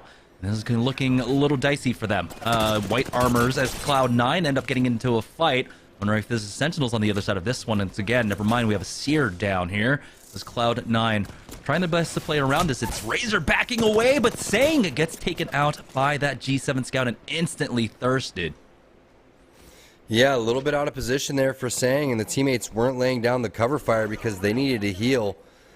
And you saw Naughty with the initial entry frag, and then Rocker's there to finish what he started. They're going to pick up that loot, and maybe if they're lucky, since it's C9 is not one to really camp banners, you feel like Razor may have an opportunity to loop back around, but this is going to be a very interesting circle, Jamerson. I mean, Tyson's in a great spot. Now, they're going to have to deal with this team on the opposite side, and if they're not able to do so, they're not going to really have much kill potential. So if you're Tyson, you want to try to own this real estate. Looks like they've already found a kill. I like Z Davis putting down these fences too, so no one's going to be able to make their way up on over towards the high ground. So this is the perfect composition for the situation because it's going to be you're either inside already, like a team like Team Tyson, or you're going to be fighting on the edge the entire time like a team like C9. I'm expecting maybe 4 or 5 teams to make it over towards that end zone, unlike we had in Skyhook where you had a lot of teams coexisting. And it's the remnants of Razor being picked off here. But Nerf have to be careful because we know that Cloud9 were on their tails the entire time. And I don't know if Nerf were able to spot that out. You can see Cloud9 right on top of them. And Nerf have basically committed onto this fight right now as that Beast in the Hunt is going to get popped by Naughty. Nice scan onto almost all the members of Nerf here. But the Seer exhibit will slow things down just a bit. And timing here will basically eat away at the timing of the rest of this Beast of the Hunt. So Cloud9 really not being able to pick up much off of that. But if they can find some ultimate excels, they can try and make another push onto Team Nerf. For Excedrin, though, they find themselves in a fight down here on the south side in that connecting area over by Countdown as Renegades end up getting into a fight of G2 as well. So the action was a little bit slow in the beginning, but is now picking up G2. The next team to go down, it looks like NRG finally find the rest of the commit onto CLG, finishing them off in just a moment here, pal. Okay. A little bit worried there. They might get double meleeed. Oh no, Luda ends up falling here and getting instantly thirsted as well. Renegades now up against NRG, and it's NRG who after 2 games only had 1 point, but they're looking to pick things up here in game number 3. Yeah, they're not happy with watching TSM pop off. You know that they feel like they have the potential to go and do so. In order to do that, they're going to need to run around and mob together, shoulder to shoulder, taking fights, and looks like that's what the plan is here for NRG. And you like that third party coming through. It was well timed, it was well executed. They started off rotating over towards Landslide in the beginning of this game, taking down tripods, and now the timing has been perfect coming outside of that tunnel. I also love the play from Kimchi Lee to play patient instead of getting aggressive on the one player that was using the knockdown shield. He waited, the flank came in, they double teamed him, that way none of them get knocked, and now NRG has to kind of back off from that potential third party as well. All right, Intel. Don't know exactly who they're running into. It's going to be the Bloodhound, so possibly Cloud9 on the other side of this one. They didn't get the initial 3-2-1, but they might get the knock. Rocker will fall. That's Ponyhead, actually, from Esports Arena. And C9 accidentally moved into a sandwich here, and Esports Arena are able to take advantage of it. We'll see if they can finish off the rest of Cloud9, but you got to imagine that maybe the pressure from Intel on the other side will stop them from going for that drop down because they do need to maintain this pressure. A lot of teams here still at Fragment West. As you can see now, Nerf moving in, Naughty going down, Cloud9 on their last legs. Tough break right there. You don't really anticipate teams sitting on over towards the edge, but again, with the zone pulling so far over towards the northwest side, you know that if you're not in there, you have to wait, and you have to try to pick up kill points as long as possible. And a lot of these teams haven't even moved like Team Nerf. ESA, yeah, they made the rotation to get out of there from Landslide, but Nerf, this is where they've been landing, and they've been just big chilling the entire time, waiting for fights, and they could be rewarded with some kill points. Yeah, everyone looking for a fight here on the southeast side, the basically opposite direction of where the ring is pulling right now, and so that's what our edge teams are basically kind of using for the rotations right now. You can see one spotted out. Unfortunate there. It looks like a DC getting punished by Messiah picking up a free kill. You hate to see it, but you know, Nerf, they gotta do what they gotta do at this point. As Esports Arena will get eliminated, and Team Nerf pick up the +3 right there. We're now down to 14 squads. NRG looking to make it 13. They have their next team on the chopping block here. Gilderson's just spamming angles as that team tries to back away, and all roads lead back to Fragment West, it seems. Hey, if you're trying to secure your spot in Series E for the next season, all things are fair, except for, you know, like DDoSing the enemy team and stuff. That, I don't know, we're never going to go with that. But, you know, there was a split second where you look at that player, you're like, should I shoot that guy? And you're like, yeah, I need the points. I want the points. And I feel like they do the same to me. But NRG now looking like they are making their rotation away from the zone and coming all the way towards that Fragment West side, possibly spotting out a player. You can see the pings are going down. This is a very vulnerable spot, though. I mean, you're completely out in the open, Jamerson, so if there's multiple teams in the area, you're going to be done for. Yeah, and the thing is, they don't have a Valkyrie, so they can't spend too much time out here in the zone. Even though it's fairly close, there we go, finishing off Jet. That's going to be another kill point going their way. NRG have to constantly be worried about that ring timer. They need to move in with it. They don't have the luxury to even take balloons from here, and so they need to loot, they need to move out of the way, and just keep on moving. The gold armor, though, will help out for Sweet, though, at the very least, and so he gets a lot of mileage off of this one, playing on the edge right now for NRG, though. You gotta hope that they have a lot of heals. They see that respawn, and they want to desperately hang around for it, because that's just free kills for them. But again, that ring pressure, no Valkyrie, means that they are in a little bit of trouble, especially if Nerf drop right on top of them. Yeah, Nerf was looking like they maybe wanted to land on a single player that was a little bit away from the area, but when you look at that zone, it's fairly far. But look at the amount of teams that are still in there. You still have C9, you have Intel, you had Nerf. That replicator was not free, so that's a smart move for NRG to move forward, get into the zone. We're taking a look at that pole. We were calling it out right over towards that trials area. So difficult. All these teams over towards the southern side are going to eventually have to go through TSM, and then TSM is going to have to make their way into the zone too. So it's going to be interesting to see what their point of view is like. Sentinels trying to make their way up. I believe that's going to be 100 Thieves playing off that sniper post, but the pressure, just the shot ringing out, not even hitting the Kraber. This is, of course, going to put a lot of teams onto alert here on the north side. We'll see if Sentinels can leverage that to pick up a few kill points for themselves. The Crust will have a chance to go with that gravity lift, but he has been spotted out on that scan. Only one player was caught on their scan from Senox on that sniper post, so there is an opportunity for them to try and full send it onto that one individual player. For now, Sentinels are going to slow things down just a little bit here. Cloud9 will be able to finish off Icy, the last member of Intel, bringing us down to 13 ultimately. Yeah, Intel not having the day that they were hoping for. See if they can bounce back on Stormpoint, though, as NRG has been playing pretty good. I mean, this is the energy that we really were hoping to see. Everybody's pushing together.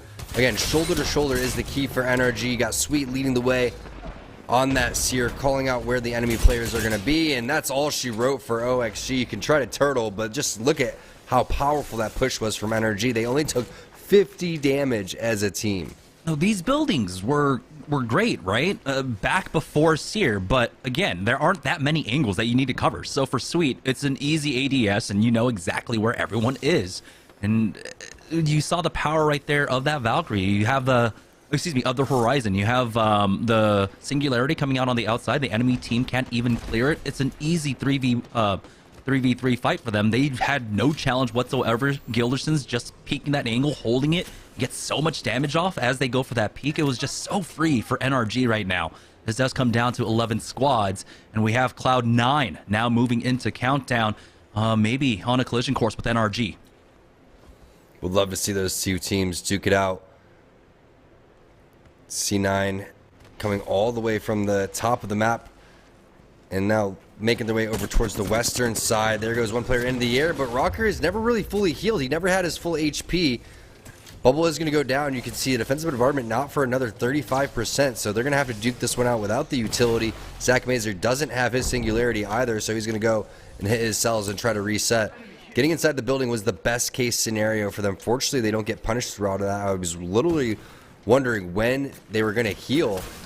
Now they're forced to heal, but Blitz, he needs to heal as well. Holy cow, the damage coming in from NRG. Now 2 teams going to coexist here. Yeah, so the collision course it is here. The train, the pain train coming out from NRG.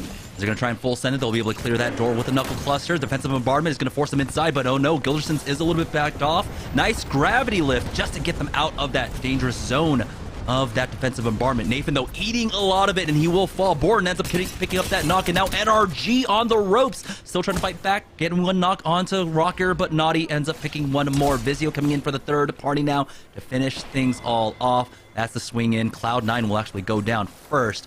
See, though, NRG still bleeding out on the floor. You can see Vizio probably hear them on the outside, and now there's just one player remaining, I believe, for NRG for them to pick up, and there they are, spotted out. And it's going to be Sweet trying to survive on his own. Very unfortunate for NRG there.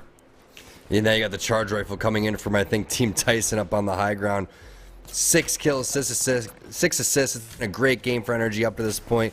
Problem is, Jamerson, we saw it coming, right? There was one team in one building, another team in the other. You almost assume if you're NRG that is all of the same team. And you think, all right, they're split. Let's go and push this. That wasn't the case. And they ended up fighting 2 teams at once. Great third party there. Great patience from Vizio.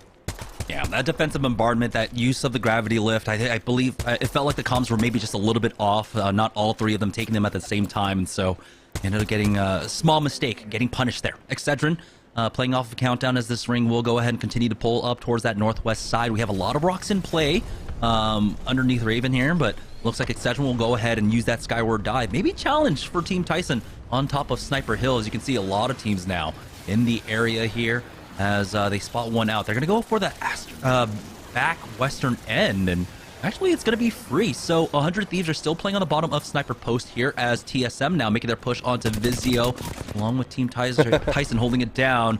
Nice free kill there for Excedrin, but now they need to try and stabilize his position, really figure out what's going on, because they almost blind flew in here. Cruisin taking a lot of damage. Gravity lift being used as the push comes out. Kodagami and Cruisin need time, but it looks like they're just too exposed out here on the outside. Sentinels now making the push on in. Kodagami is trying to hit that res onto Cruisin. He found a small angle to work with, but Kimchi Lee is getting head up for every angle. That singularity just buying enough time for them. And unfortunate, the missile swarm comes in from Frex to get that knock onto Kimchi Lee. But he might have a small moment, quite possibly, of getting rest. Our observers are absolutely killing it over there at the Series E studios. I'm not sure how they're keeping track with all of this action that was taking place. That was insane. The chaos over towards the trials area, but unfortunate for Kim Chi Lee. You saw the great tap strafe coming forward. He got back over towards the pill. All in all, it's a missile swarm from Frex, but you also have Tyson griefing things over towards the top-hand side. They have a 30-30, they have a scout, and they have a charge rifle. That's toxic. Yeah, we're in our final 6 squads. I believe NRG might still be ratting this one out, and we'll see if maybe they can secure 20 points for this game. We're getting close to that range. They already had about, what, 13, 14 kills before things went south for them. And so there's still an opportunity to try and maybe secure a decent performance here and get themselves back into the game, into the second half when we swap on over to Storm Points. Team Tyson still playing on top of Sniper Hill, but the zone is going to force them out here. Final ring on closing, and Team Tyson might go for that skyward dive, just checking their back just to be sure, trying to delay things. And they've had the lay of the land. They've been playing up here, so they should have a decent understanding of where they want to try and go. Them. Uh-oh. What are they doing? They just lost so much HP. Lost half of their actual health meds right there just to go and check their back. But not only that, pull the trigger. They're going to go over towards the very backhand side. I mean, this is an okay spot when you go and lay down your walls. But just minor things like that, Jamerson, aren't very Tyson-like. They're a very clean team, and there's a reason why they're partnered. You just don't expect to see that at this level. Oh, it's Sang actually ratting this one out right now. So NRG has gone down. TSM picking up the stragglers here. Verholz picks up that last kill onto them. SSG has been eliminated, but TSM now need to stabilize. Imperial Hell almost goes down to the ring here, but it's just the two of them.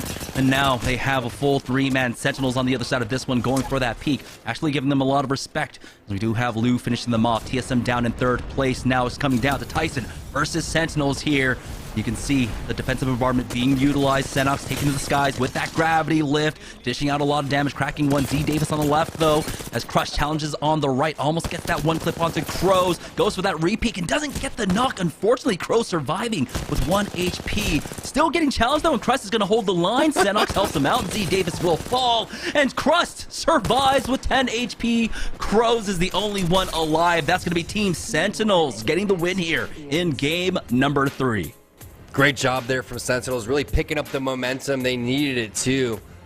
Just a little bit questionable on Tyson though. I mean, they have to be kind of kicking themselves. They went into that fight still not healing from the zone damage that they took from zone number 5. Once they skyward dived, could have easily been an opportunity from the pressure too, or heal. Missed opportunity for Team Tyson. But that's a second place finish in game number 2, and then a win here in game number 3 for Sentinels. They were in 5th place overall. TSM did end up going down around 3rd there, so TSM should still be able to maintain their position in their first place spot, but now Sentinels are going to leave them a little bit worried, and I don't know if 100 Thieves will have enough points really to maintain their second place spot. But again, we got to see again what happens here when we have a hard edged pull going all the way over towards the northwest side. Huge amount of fighting taking place here on the southeast part of the map. Again, it's one of those zones that's absolutely brutal, Jamerson. We went from a zone over towards Skyhook where you can coexist in all of these buildings to an area where you're virtually out in the open, and we're not in the Gibby meta anymore, so everyone's got to kind of find these crannies and nooks that they need to play through and kind of just fight their way through. Just like you saw when TSM was a duo, they said, you know what, we got to send this on the other zone. Let's try to fight our way through. Unfortunately, there were other teams just kind of on the outside looking in, going for the gatekeep. Now, I love the rotation coming in from Tyson. Nobody thought about taking that spot, and that spot was in the zone. Would they have won that fight if they full healed?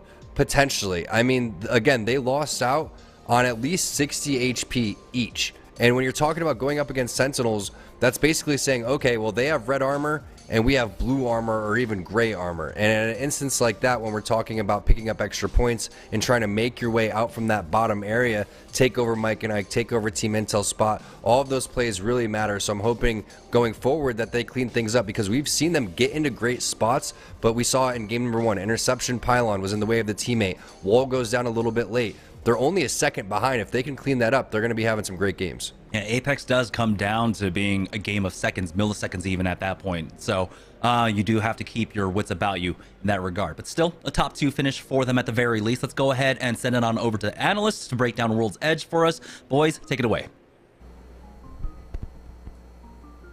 Sentinels with a nice win there to close out the first half, and an important win for a team that I think a lot of people have been pretty critical of as of late. Dia, what did you see there from Sentinels?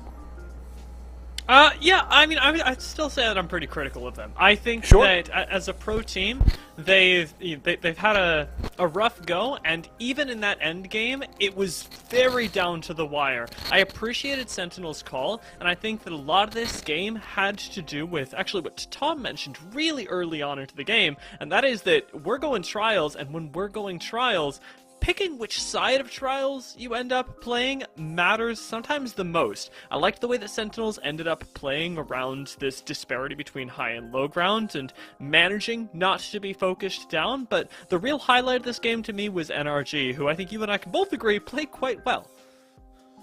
I mean, I noticed it at one point. I looked up and I was like, wait, NRG have 12 kills right now. I was like, isn't it early game? And I looked and there was still 11 squads alive. So barring respawns, NRG had 12 of the first 28 kills. So we're having a quick audio issue right now, so we're going to throw to a quick break. Apologies for that. When we come back, though, we will have the second half for you folks.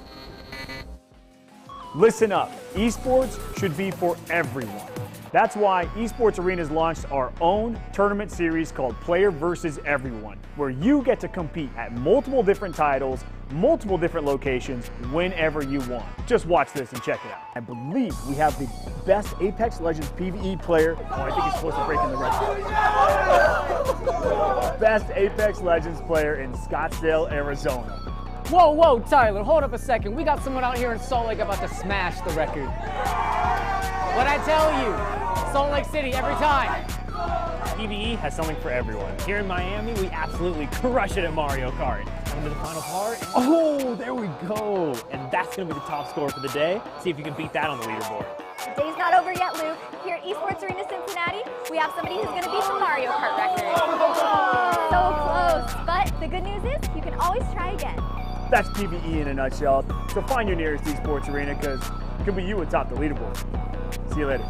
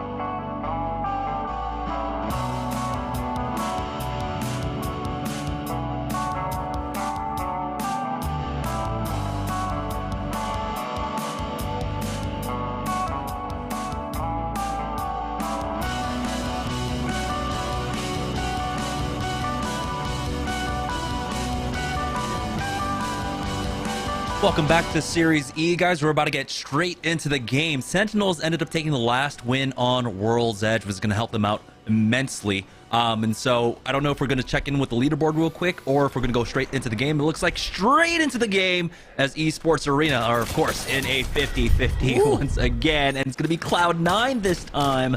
Ends up losing out on this one. He's Oxygen, already though, dead. are in a fight of their own right now over here. As Reeds ends up getting that first knock on the team. Nerf now Oxygen pushing forward. They've got the man advantage. Nerf is out. We're down to 18. You know, we just wanted the action. That's why these players do too. They're, you know, a little friendly shooting of the boxes. Never really hurt anybody, but it's good to see Oxygen get some momentum. I mean, Oxygen has not been doing well in team fights, and their playstyle is kind of... It's out of style, realistically. They love getting over towards the end zone, but the problem is, Jamerson, they're not getting into the end zone, and they need to figure out something else because the way we've seen Oxygen succeed in the past really just has not been working for them. All right, so here's the, here are the casters doing the job for you. North pad is currently open. Someone go ahead and take that. You don't need to go for the 50-50 in the next two matches. It looks like Thunder Watch was open as well. But who knows if we have maybe a split coming out from Excedrin taking that. We do have the first look at the ring, and it is pulling up towards the new home of TSM here on Stormpoint over at the wall side. We'll see if this one goes into that eastern side compound for them. For Team Tripods, though, looks like no 50-50 for them here. They took a little bit of damage. Don't know exactly from where, and so it might have just been CLG poking across. We'll see, though, as it looks like Demi might have spotted out one, and he's going to go for the chase. Mamba does have that high ground angle to try and maybe keep that player contained. Right now, CLG a little bit disconnected, but they should be able to get up as a full three and then start challenging. Don't say that word, disconnect, Jamerson. That's a cruel word. We've already seen some going down in the previous game. Hopefully, it's a clean match. It's a clean fight coming in for CLG, and CLG's mixed it up. Remember, we saw a lot of Bangalore in the past. I'm not quite sure if you mentioned that quite yet, Jamerson, but this has been a different composition for them that I'm looking forward to see if it works because they've had success with some pretty weird stuff. You know, Bangalore, Bloodhound, etc. Like it was Season 0 or Season 1. Now they're a little bit more in tune with the meta over here, and it could end up paying for them. Yeah, they started changing things up last week, and so this is still a change going over towards the meta comp right now. A nice little scan, but the nade is going to force them out of cover. Mamba backing away. Does not actually take any damage whatsoever. You get some nice information at the very least there, also knowing what kind of armor's on the other side. Ooh, a nice little thermite there, finally connecting onto Mamba. Somehow it doesn't connect with Nano there, but it looks like CLG, again, they have been contested here at Cenote. They have been taking these fights. It's been fun to watch them try and fight for this one, but they do need that little bit of oomph. They need that early team fight positioning and power, and this is what the composition does afford them here in this 50-50. Yeah, love watching CLG play on Stormpoint. It seems to be their map, and Nano is going to go and take on over towards the high ground. Only a couple cells left, though, and it looks like they are going to push on over towards the height. No batteries, though. You can see in our UI on the bottom right-hand side, but the great angles coming in from Dimmy, and now they have the off angles that they need. This is going to be two players down. Gent and Nickmerk's going down. One player from Tripods remaining. It's going to be Deeds, but the zone is going to do the work along with Dimmy. Nice job from CLG. Yeah, CLG. This team fight win is big for them because, well, they'll also be able to replicate and just play off of that. So they shouldn't be too far behind when it comes to the loot, but yeah, they're going to have to basically put all of their money into medkits at this point. This ring is pulling hard north over towards that wall side, and so unless they find themselves a tripod, or excuse me, a trident. They already found the tripods. They took them out. If they can find themselves a trident, it'll be a much easier rotation for them. But yeah, they're going to need a lot of crafting material.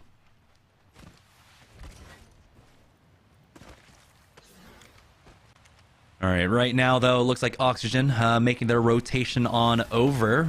Looks like they want to fight for the edge as well. They do have this nice high ground angle currently against this squad. One player isolated on that rock, but don't really have the tools to try and flush them out quite yet. They're getting challenged now, but again, it's just about maintaining this position over height. Try to find an opening. It looks like another team is getting involved from the other side, and it's going to be 100 Thieves actually getting that first knock onto Luda. Oxygen pushing down off that knock, though, knowing that they do have some extra power in this fight, but looks like the rest of that team might have been able to back away into basically the compound there. And now Oxygen have to worry about their back, and so playing this one extremely safe. but quite possibly a res got off there. And so Oxygen might be on the chase now, spotting one out, hitting for just the armor there. Unfortunately, Kupski not able to get much more, but they know that they cannot push because of the possible third-party attempt. So Renegades were able to recover, back off, and hold down this position inside of Cascade. And they will be able to stabilize. 100 Thieves, unfortunately, were not able to secure that thirst for themselves, but it does mean Renegades stay alive, and they need a good game at this point. The first three not really going their way. Actually running into a lot of our squads like, I believe NRG was the squad that ended up taking them out in game number 3. Yeah, they're sitting at 14th place with 9 points. But you look at, how far off they are. Nerf's in 8th place with 17 points. A lot of these points have been taken up by teams like TSM, Sentinels, Razor, and 100 Thieves. I mean, 57 points from TSM.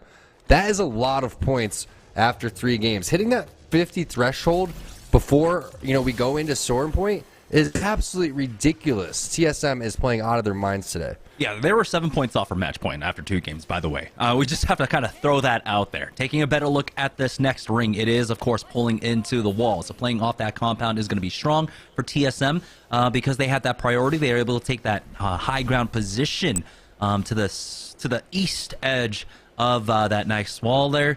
And so they'll be able to play off of that. They really don't have to worry about out-of-bounds play. I think, a lot of teams kind of gave up on that one, so don't really have to worry about that. It's all about keeping the fight ahead of you for TSM. They're already the leaders of the lobby right now. We weren't able to check in with the Mobile 1 leaderboard, but we will give you guys a heads up. 57 points, like you said. Sentinels behind them by 39, Razor at 33, and 100 Thieves tied for third as well with 33 points right now. So it's a fairly comfortable lead for TSM right now. They just need to maintain consistency. 10 points per game basically will get them the win at the end of the day. Took me a while, but I just realized what Newcastle's name is. He's got a little shooting arm thing going out. He's got like a little sword or a gun. That name is awesome. But Complexity is one of those teams that we haven't really seen them hit their full potential quite yet, right? They're in 18th place, sitting at 6 points. We saw Tripods getting taken down. OXG not really having their best day either, but I'm glad to see OXG switching things up and getting off of Watson. I think that's what they need to do. They need to play really aggressive. Either that or they need to stick with that Watson Newcastle and get into the end of the zone. Now, Complexity, they're setting up, they're big chilling. You have that wall for extra usage if you see anybody coming up the stairs, so you're going to be able to get those easy angles. And Complexity is a team that once they get rolling, you can't really stop them. So I'd love to see them get some momentum. Yeah, I think it's supposed to be a bow. By the way, going back to that first point, I think it's supposed to be a bow and arrow, but the bow is backwards there. So we might have to talk about that real quickly on how bows work, guys. But for Complexity, they have a really safe spot. The Newcastle set up inside of the wall right now. No one should really try and challenge them because we saw TSM. If anyone was going to challenge and try and take that fight, it would have been TSM, but they're playing off of that high ground angle. And they're just looking to gatekeep the teams coming in from the south edge, and we know that still a lot of teams are running around on the edge. Vizio currently in that spot that we saw Oxygen, I believe, playing off of just a little bit before over by Cascade Falls. And so, yeah, a lot of teams just kind of hovering around, maybe hoping for a Ring 3 scan before they go on in. For Team Vizio, that'll be a safe one. They do have that crypto, but unfortunately for them, it doesn't look like any beacons around.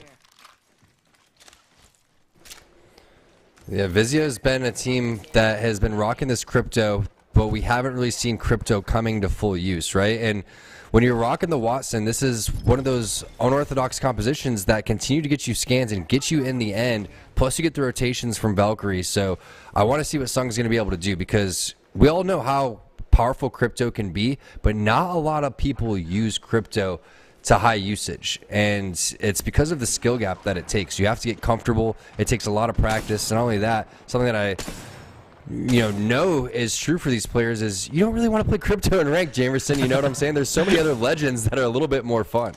Yeah, and in the past, it was typically paired with a Wraith, right? You're going for that crypto bomb, EMP portal right on top of them with the fight.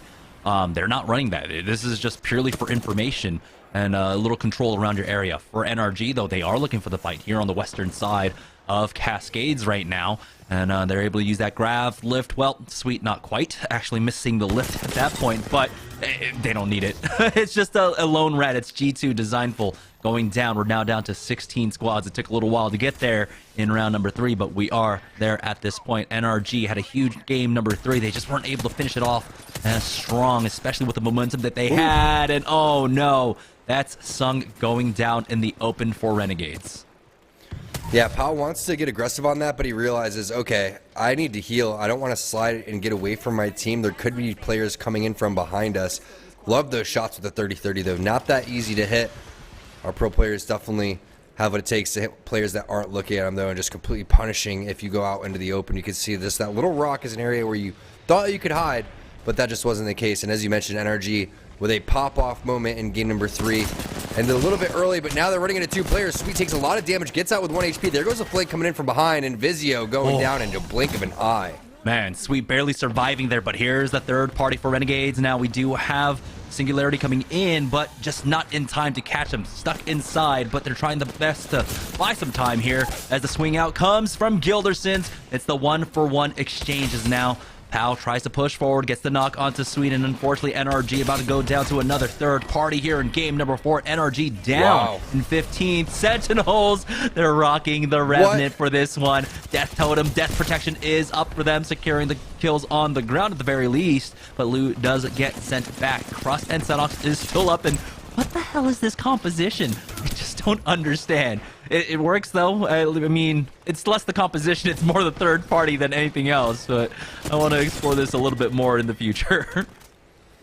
What do you mean? It was all Revenant right there as the Ghosty Res is coming through, and also if you get that Death Totem down, make sure that... Oh, the shot's coming in from Nano though. They're going to get the knock. Are they going to full send on this one?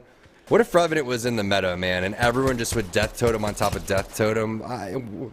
When is that going to come back? We're not going back to that, man. Kings Canyon, I remember. What was it? Please. Alliance were running the Revtane for a while, and they were finding some really good success with it. Well, the Revtane was like a swap off for them. If they needed a big pop-off game, right? The Revtane would get them like a nice 30-point game if they got the win. But yeah, we can see there how it gets punished. CLG not going for the full commit onto Sentinels, though they do at least pick up the kill. They will start now moving their way on in over towards the wall. You can see 100 Thieves have moved their way in. Excedrin didn't have to rotate far from Lightning Rod to make their way over towards the compound inside the wall right now. For 100 Thieves, though, they are one of our top teams currently, as they might actually get into engagement here. They spot out one on that scan, misses out on the second, and he actually gets baited by that one. Onmu almost falls, but he will be able to back away and stay alive for now.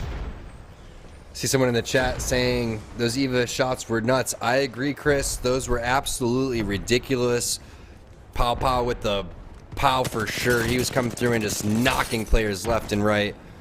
Very powerful weapon. You can see even Amu has that one in his back pocket too.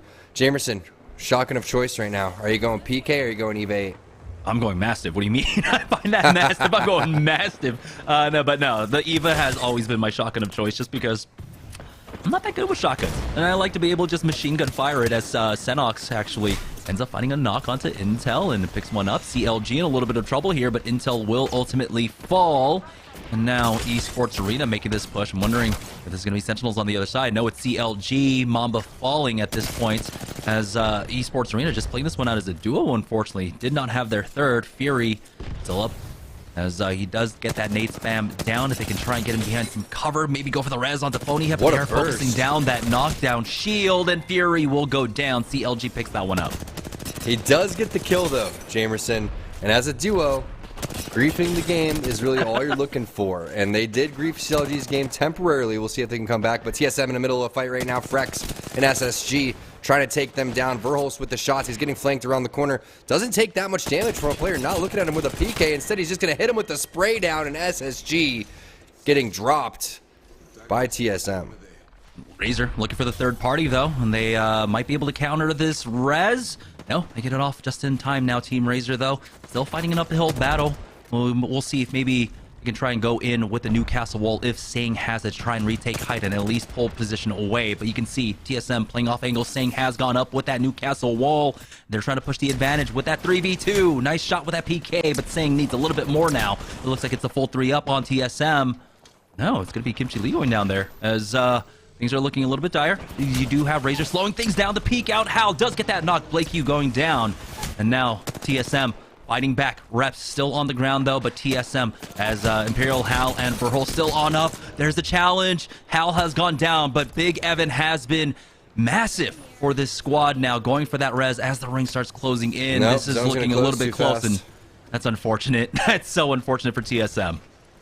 Yeah, both teams are going to have to run away from this one, and you saw the heals coming through. This is definitely the right play from Verhulst. There's absolutely nothing you can do in that situation. I mean, Razor, you're going for that fight. You just don't expect the fight to last that long. And again, it's TSM, so they're going to do whatever they can to live. But you know Hal is in the back of his mind saying, wow, they griefed our game. And they kind of did, right? But they're going for the points, and I think it's the right play coming in from both teams. Yeah, for TSM, though, they have an 18-point lead over the rest of the lobby right now. Sentinels were in second place, and like I said, really all TSM needs is about 10 points per game. They're already at 6 kill points. We're at 6th place. They're about to secure that in just a moment, as long as Verhulst can survive. For 100 Thieves, though, they've been slow playing things, have picked up a few kills here inside of the wall compound, but this is going to be a straight pull into the center of that compound here. There is going to be some cover to play with. There's a respawn beacon that they can utilize, but first things first, clear out the north and then play in for that next zone. 100 Thieves has been masterful in terms of getting into these end zones. They just have not been able to capitalize, as we were talking about earlier. So it's going to be important for them to just not take any massive damage inside this bottom area. They cannot continue to lose their resources. Granted, they do have a lot of batteries and cells, which is going to be a-okay, but you can see the focus is all over them, right? So if they end up losing health meds, you're going to start seeing multiple teams focusing on missile swarms, grenades coming through. Complexity's locked this building down for quite some time. They haven't been able to pick up that many kill points, but now with those shots, they're going to be able to. Oh boy, they get the first knock. That's going to be Crows falling at this point. Complexity with the man advantage will try and push it. The Thermite out controlling the door climb up from one, but Complexity will back away. Not overcommitting onto this one. You can see why. So many teams now starting to show up. Nice little Seer Q to connect with the man up top who was trying to heal up. TSM has gone down in 6th. That's Onmu picking it up. But still, getting about 8, 9, 10 points there for themselves will help them maintain that lead. Now Complexity will go for that peek out. Just a moment. They don't have that Seer exhibit anymore, though, so they end up losing out on that. Now this fight is a little bit dicier, but it's still a 3v2. They still have that man advantage. You know, what's surprising to me, and something that I noticed a lot, is that when that Newcastle shield is up, not the knockdown shield when he's getting the res, but the Q, not a lot of people will shoot through that, and it doesn't really take much damage to get through, so people will see that and they kind of just back off. I would love to see more people destroy that, put it on respawn, and, you know, not be so afraid to play aggressive against the Newcastle, because people are still kind of learning how to play against Newcastle, and I don't think that it's our pro players. I think that's more of like something that's in your ranked lobbies, but it's definitely something that's completely valuable, is shooting through that shield.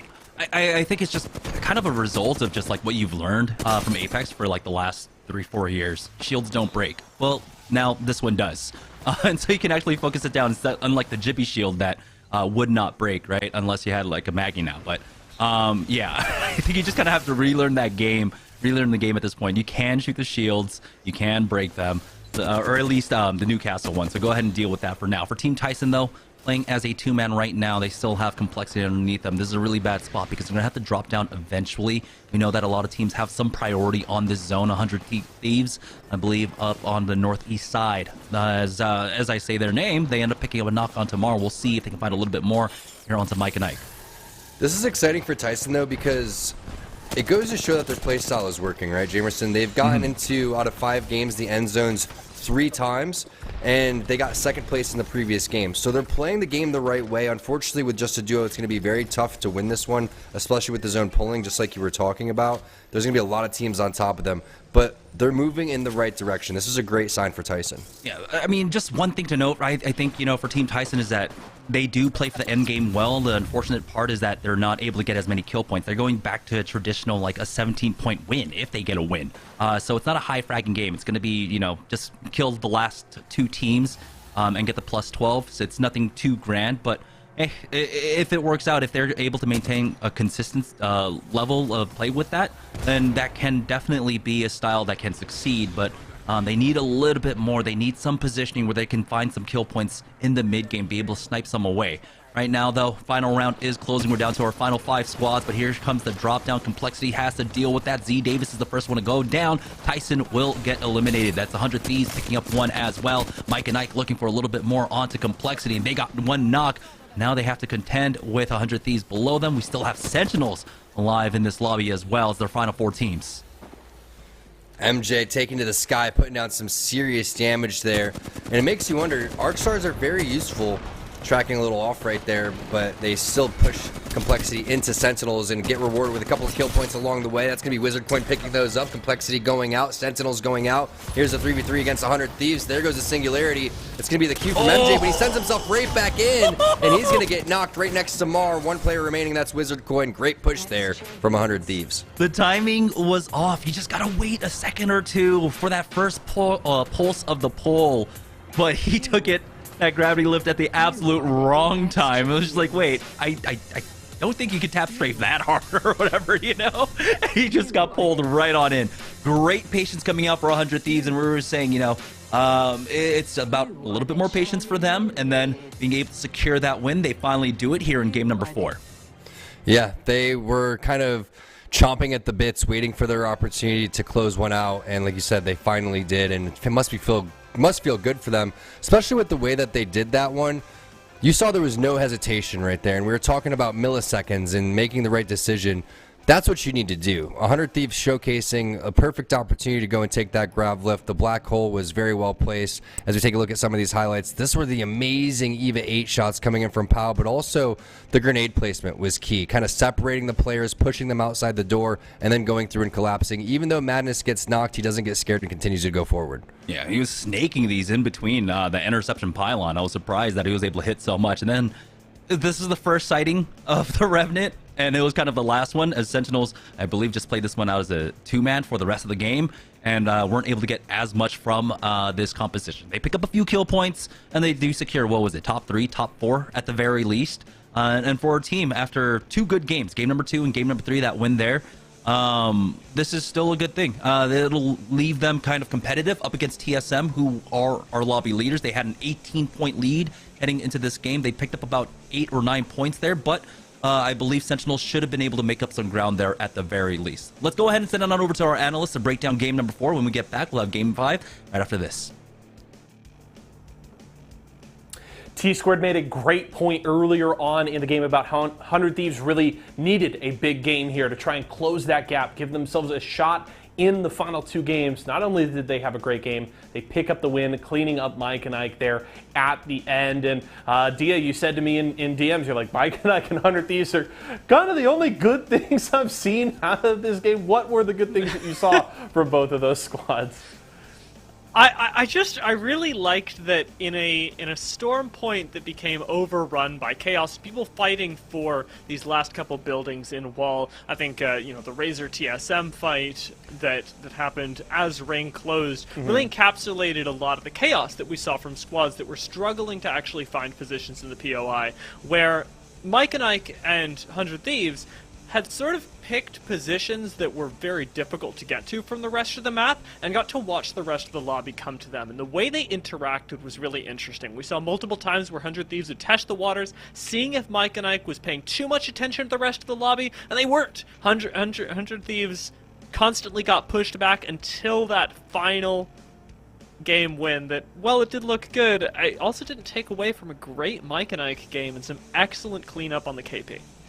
Yeah, and Mike and Ike specifically getting good cleanup kind of right before that 100 Thieves fight onto Sentinels and another squad there. So both teams having some solid performances here late in the day. And I will say, with NRG going out as early as they did, it seems like, you know, while there are still 2 games remaining and you never know what'll happen, it seems like the NRG streak is about to come to an end because they did not start the day strong, and they might just have too much of a gap to make up between TSM and a couple of other top teams so far here tonight. So we'll see how things shake out there. But let's take a look at our Mobile One high performance moment here for game number 4. Our first look at Storm Point here for the day, and it's the finish. Mike and Ike able to set up a nice little barrier between themselves and Complexity. Complexity try to get that castle wall laid down to give themselves some breathing room, but MJ with just a good sight line here to clean up this fight, and then it's 100 Thieves' turn.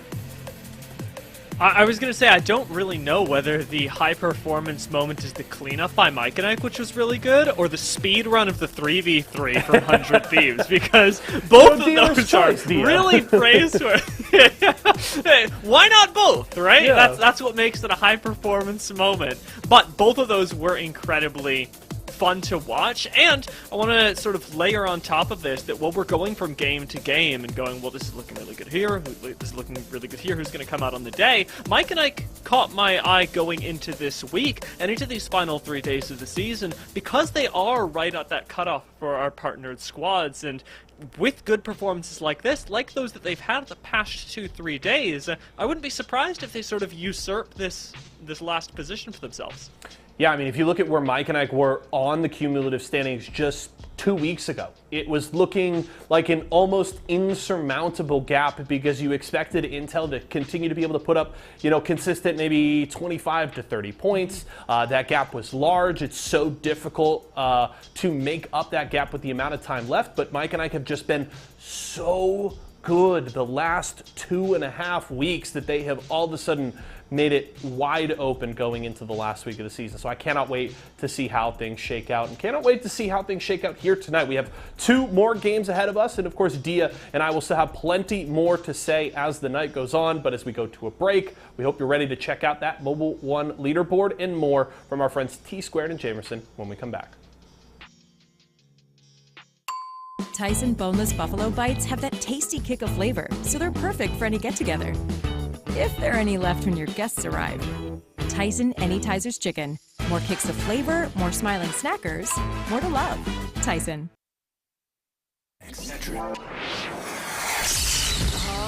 I'm fading! One bad headache can crash your entire game. Excedrin relieves headaches fast. Excedrin, game over for headaches.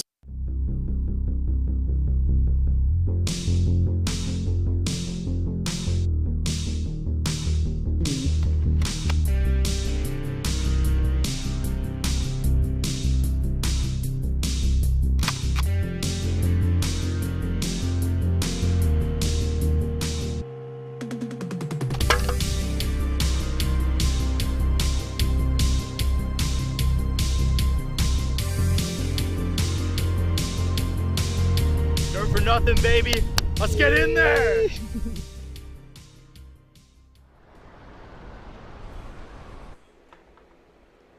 Welcome back to Series E. We had to skip the Mobile One leaderboard before game number 4, but we'll have an opportunity to take a look at it now, and it's going to be super important because we have an extremely tight race, especially in the grouping in the top 3. So let's pull up that Mobile One leaderboard to see exactly where everyone stands. TSM, of course, still on top with 67 points, but 100 Thieves, Sentinels now bring it within 13. Yeah, this is such a big performance from Sentinels, though. I know that TSM and 100 Thieves are sitting above them, but Sentinels has been a team that has been on the bottom of the leaderboard way too much for how skilled they are. And you could see what they're bringing to the table today. It's a lot of confidence, it's a lot of great team fighting. Classic Sentinels play. And you worried the way that TSM bullied them out a lot of Lava Siphon and out of their POI, that would that kind of hurt their confidence a little bit? It seems like it kind of motivated them to move forward and continue to make improvements. And that's what you love to see from teams like Sentinels. It's great having them back. Yeah, I think, it's when vibes are high where Sentinels are at their scariest. And I think right now vibes are definitely high. They had 2-3 top finishes in a row. And so this has really bolstered their chances at getting a tournament win. And surprisingly enough, I hate to say this, but it's NRG that are down there in the middle of the pack. But you can see how close that grouping is in the middle of the pack. Everyone below 30 points are extremely close right now. But after 4 games, NRG with only 21 points, that is not something that we see every day.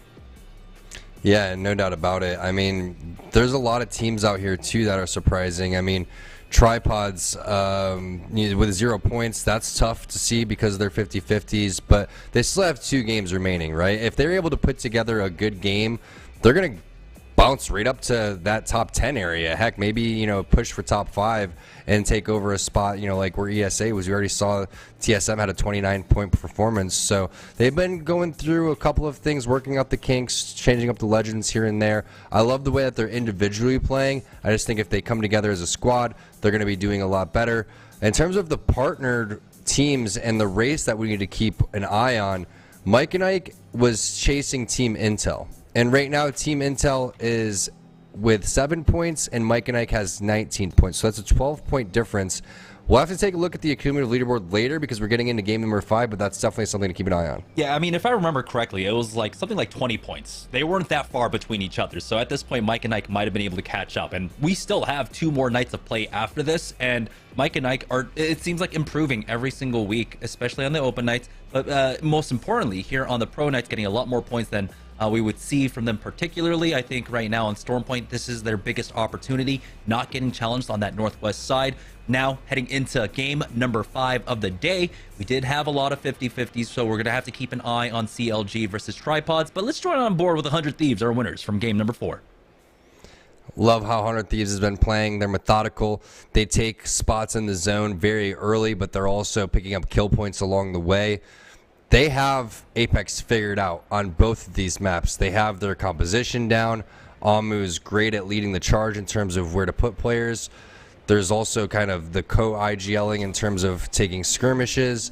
So if you want to watch a team play that has a very well-rounded play style, watch out for them. In terms of team fighting, watch out for Sentinels and TSM. Those are the 2 squads that have been really taking the fights to teams and winning them very handily. This is also a recent change for 100 Thieves. First day of FFL was not good for them at all, but second day they made the swap off, going over towards this edge fighting composition, going for that Seer Horizon Valkyrie, and they had a massive day number 2 where I believe they shot up from like 18th place to 2nd over the course of that one day. So they have picked up to this composition really quickly. For Esports Arena, though, it looks like they are in a fight once again.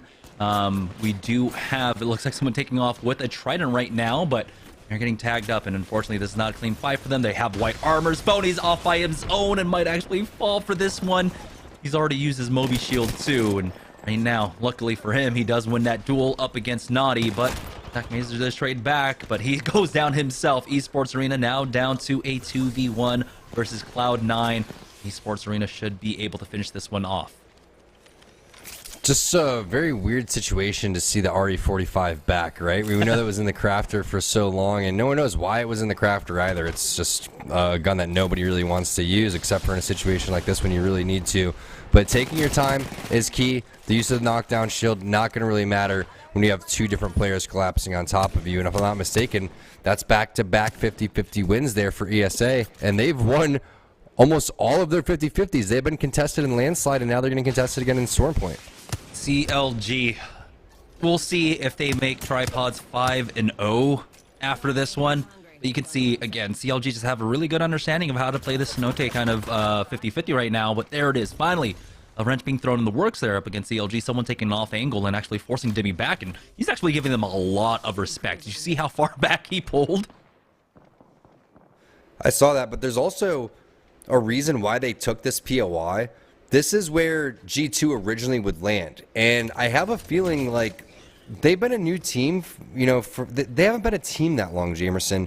This is an opportunity for them to look at where all of the teams in NA are landing and learn how to just play the game, like get into the game, get an opportunity to get a flow. Do you really want to contest CLG?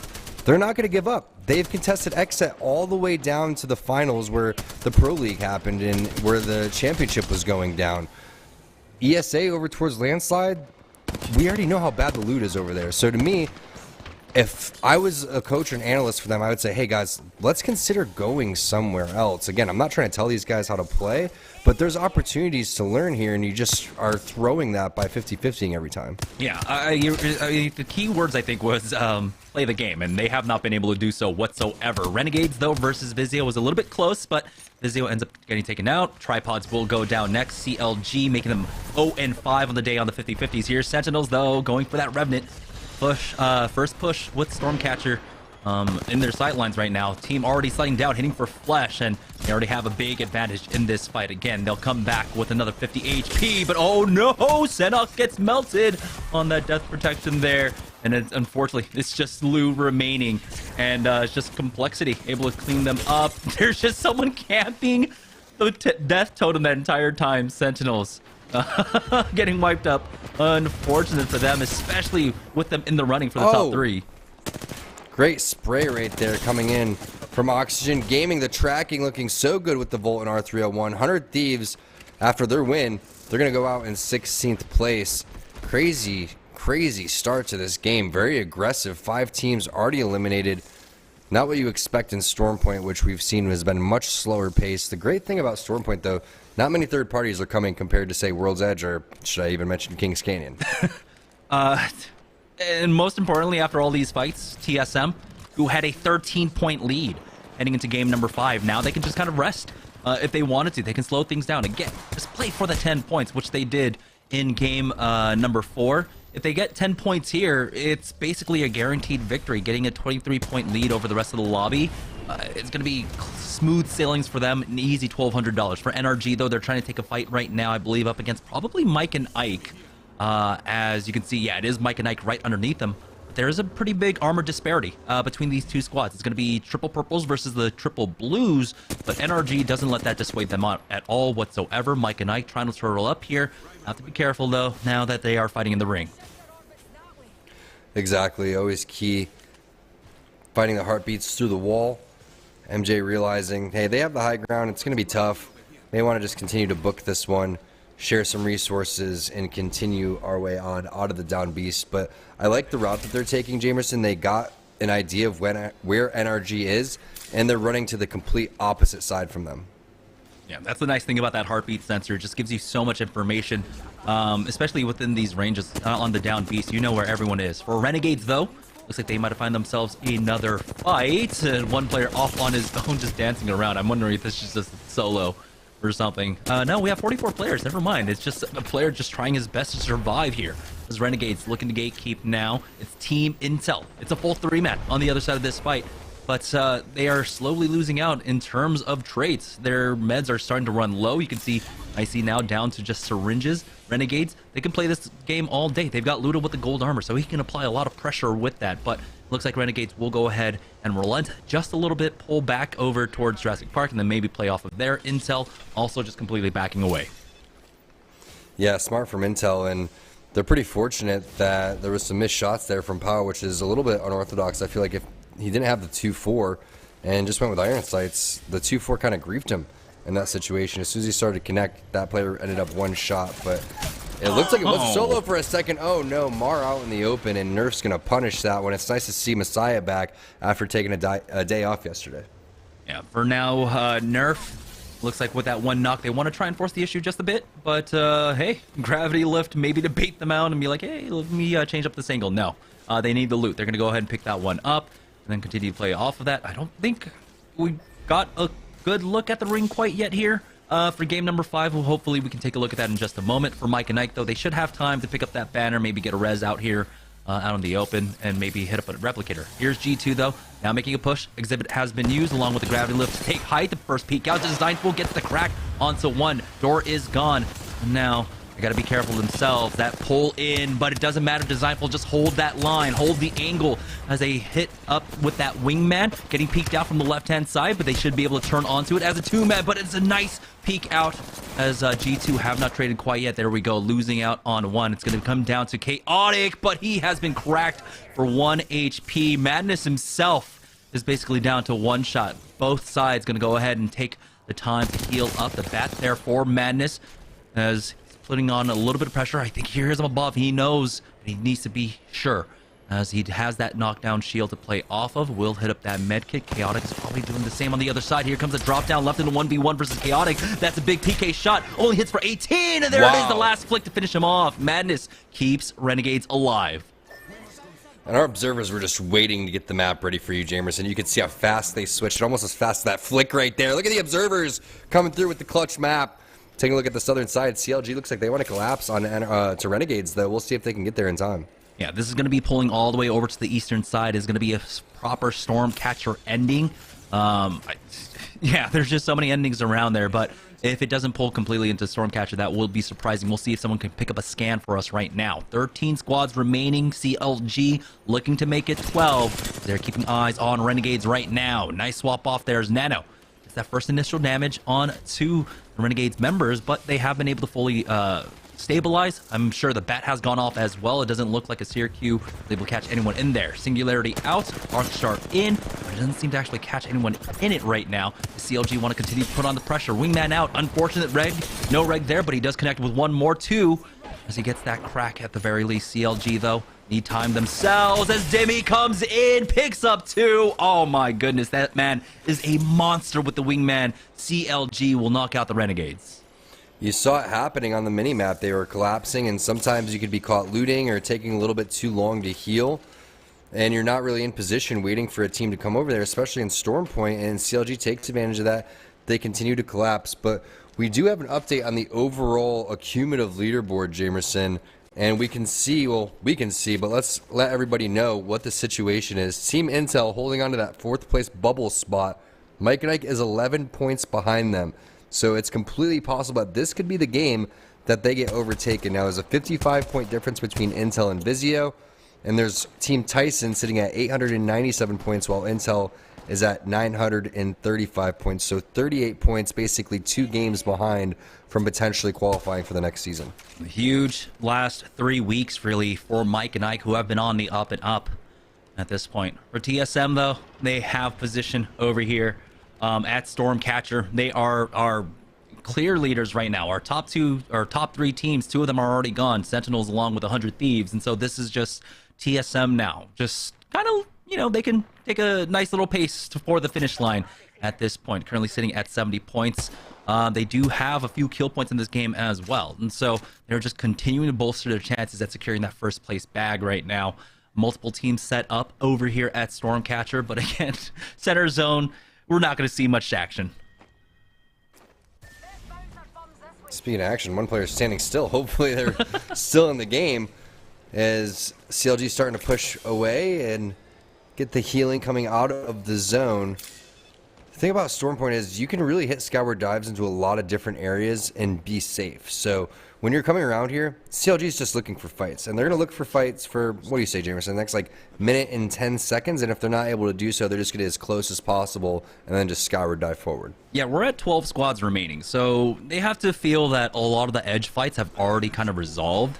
And so, yeah, going for the skyward dive, most of the rest of the squads are probably in center zone, so they're not going to have to worry too much about that. For Team Intel, though, they are on the edge of this next spot. There's a team ahead of them, a Watson composition inside hold up.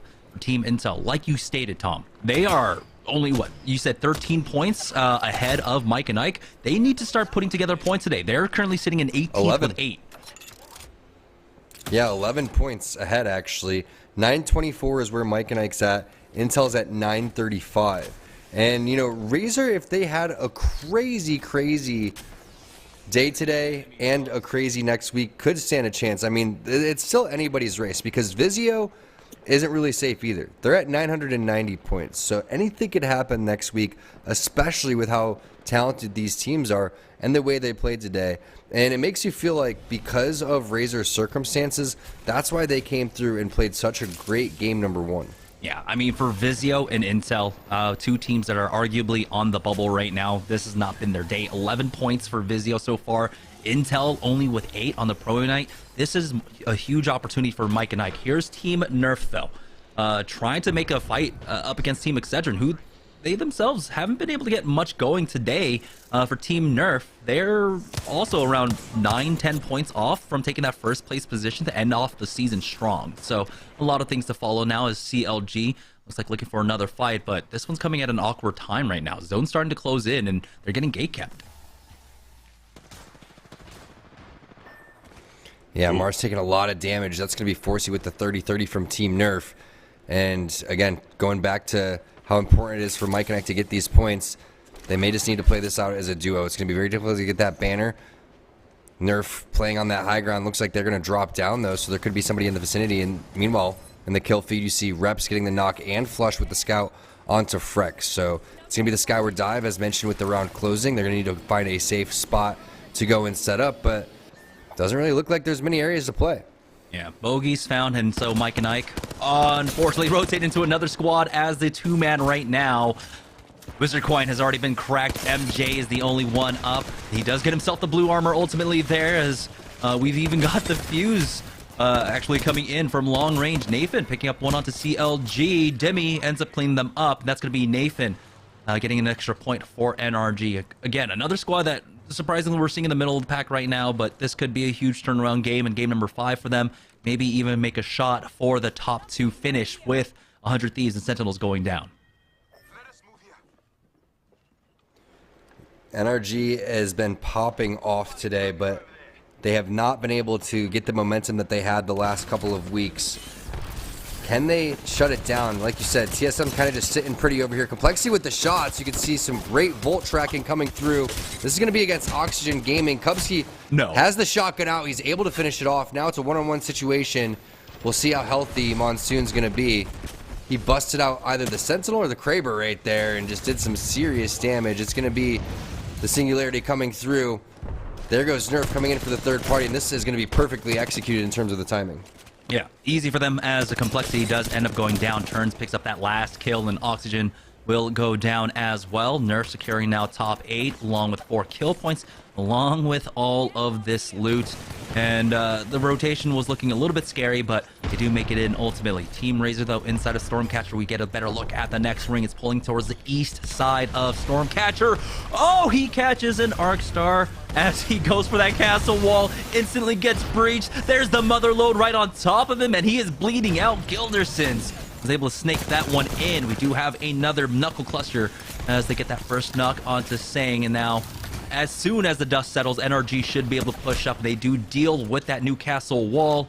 Now they have free entry for the rest of this fight, even caught up in that Sierra exhibit as well. NRG going for the peek outs. Never mind, it's just the thirst onto Sang to make things so much easier for themselves. NRG on the verge of knocking out Team Razor in just a moment.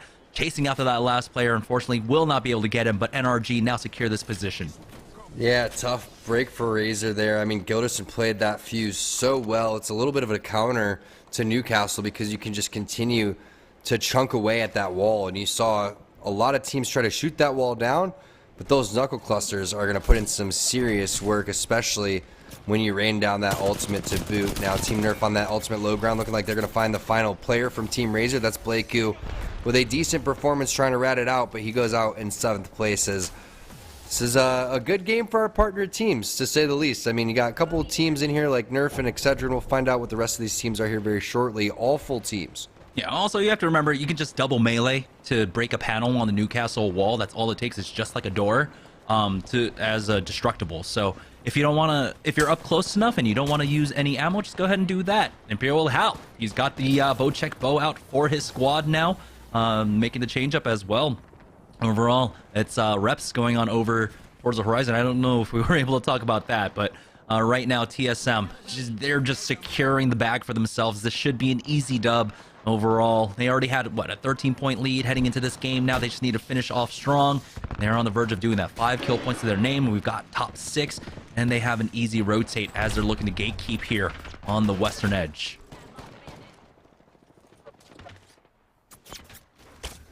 Sorry, dropping some Series E knowledge in the chat for all you new people out here. TSM with the bow check. Hal, very rarely do you see him pick this weapon up, but it's going to be fun to see him put in the work. You also have Verls with the scout, so they're just going to be picking apart NRG over here. There goes the blue knockdown shield, and that's all she wrote for Gildersons and for Sweet. 1 player remaining in this situation, but you love the situation that TSM's in. They took this spot fairly early, and they have the weapons to pick up kills. Yeah, I don't know when they moved off of Stormcatcher, but again, they probably could have just gone for a Skyward Dive. It would have been relatively safe. Does look like there is one more squad over to the eastern edge. Hal is just keeping an eye on that for now. Wondering if that's Team Intel over there. We'll find out in just a moment, though. But TSM, again, they're just on the verge of getting that. And it is Team Intel in the center of the zone right now. They have been able to pick up 2 kill points to their name here in the top 5. They've also been dishing out some decent damage, at least securing themselves a red Evo along with those purples. Excedrin, though, stuck on the low ground right now, getting peeked out the Evo. The Arc Star coming in, forcing them out. It's Team Tyson once again about to secure another top finish for themselves. This is what Tyson needs to do, but Z Davis needs to stay alive in this situation. This is where they kind of fluster, right, Jamerson? They get in good positions, but once they got to move out of the zone, they've struggled with having fast enough communication, and they've struggled with taking a little bit too much damage. Sometimes it's been self-inflicted, sometimes it's from other players right there. Z Davis needs to stop his tail because the CRQ is coming in, but this is where you need to get into position with the Newcastle wall, lay down the interception pylon, lay down the fences, but they don't have any fences up there, Jamerson. That's what I'm talking about. Little minor misplays right there. You're playing Watson. You should not be getting pushed like that. Team Tyson going out in 4th place, but they do pick up a decent amount of points as Excedrin gets eliminated as well. TSM coming in for the final cleanup. Can they win another game? Yeah, it's TSM versus Intel, but TSM have all of the priority in this fight. Getting that first knock onto Rambo, and Imperial Hal now with that bow check bow. I'm going to be able to pick up one more, and it's just one final player. And, you know, this is it. TSM, they've already secured the bag for the day. 92 points overall with this win here in game number 5 for TSM. I want to see 100. We all want to see it. TSM, put it together. Slow play this game or just go absolutely nutty. This is going to be an absolute bloodbath on this final match because teams are going to try to catch up to TSM. And realistically and mathematically, I'm looking at it right now, I don't know if anyone's going to catch up. You had 100 Thieves and Sentinels. I believe you touched base on this fact earlier that they got eliminated early. You had Team Razor behind them, and, you know, after that, there's no shot. I mean, Sentinels and TSM had 54 points, or 100 Thieves and Sentinels had 54 points. Now TSM has almost doubled their score. Yeah. The only way to realistically do it is to kill the entire lobby, and that isn't even realistic. It's a fairy tale at this point. We got to see Esports Arena, of course, just game in, game out, taking the 50-50s. Here on Stormpoint, it's up against Cloud9. They were able to go 3-0 up against Tripods when we were on Kings Canyon. We'll see if they can go 6-0 on the day. CLG themselves, though, have been clean on their 50-50s up against Tripods over here at Cenote. Now, even though I've been a little bit tough on Tyson, I want to give them and Razor props because these are the two teams on our pro day today that are far and ahead of all of our other partnered teams. And that just goes to show you how much this means for them, Jamerson. They really want to secure their spot for the next Series E. And I hope that they continue to push this type of pace and make this race today and next week even closer than it already is, because anything is possible for both of these teams. Not only that, they need to be confident if they do go through the relegation process that they have what it takes to make it through. They've already done the relegation process in the Season 5 qualifications. They're very talented teams, and Z Davis has been one of these players that, very similar to MJ, has really shined throughout this season. They've slowed down a little bit towards the tail end, but the pressure is getting to them and it's working for them. So if they continue to play with the pressure on them, they're going to break through here very shortly. Just minor changes here and there, making a couple adjustments, and I think that they're going to be able to put up some big games. But they're getting into the top 5 a lot, and that's a really great sign for them. All right, let's send it on over to our analyst to break down game number 5 before we head into the final game of the evening. Gentlemen, take it away. Do you want to kind of piggyback on what T-Squared was saying there and talk about kind of what it shows about Series E and what it has come to? Because that's Tom giving props and kind of the roses to the bottom 2 teams on the cumulative leaderboard. And I think it just goes to show that we've really had such a talented range of players and teams this season, and Series E has really taken so many steps forward in terms of the talent just leveling up as it has continued. And I think that shows with even the teams at the bottom of the standings still showing really good efforts and really strong play late in the season. But of course, the story here of game number 5 is TSM, and it seems like they're putting the finishing touches on a first place finish here tonight, because I doubt anybody's going to be able to catch them after that win. Yeah, it's inconceivable, to use a word that I think I learned in Princess Bride as a young child. Yes. I really enjoyed the gameplay from TSM, and specifically on Storepoint, it's always a treat to see seasoned teams, or any teams, be able to find wins. But the way in which TSM had a really nice mid-game that transitioned into a great end-game was awesome. And so many other teams had their moments in the sun as they had to try and rotate through Stormcatcher, which is really, really difficult. That height is insurmountable. TSM with a really strong performance here. They pick up 13 kills for themselves, so not as big as that earlier win from them, but still putting up a good total here in this game. And, you know, as we said, kind of putting the finishing touches on what should be a strong win. I mean, I think TSM could theoretically go AFK in this last game and probably still win it all. But let's take a look at how they closed out game number 5 here. And it was just Hal putting on a clinic with the bow check.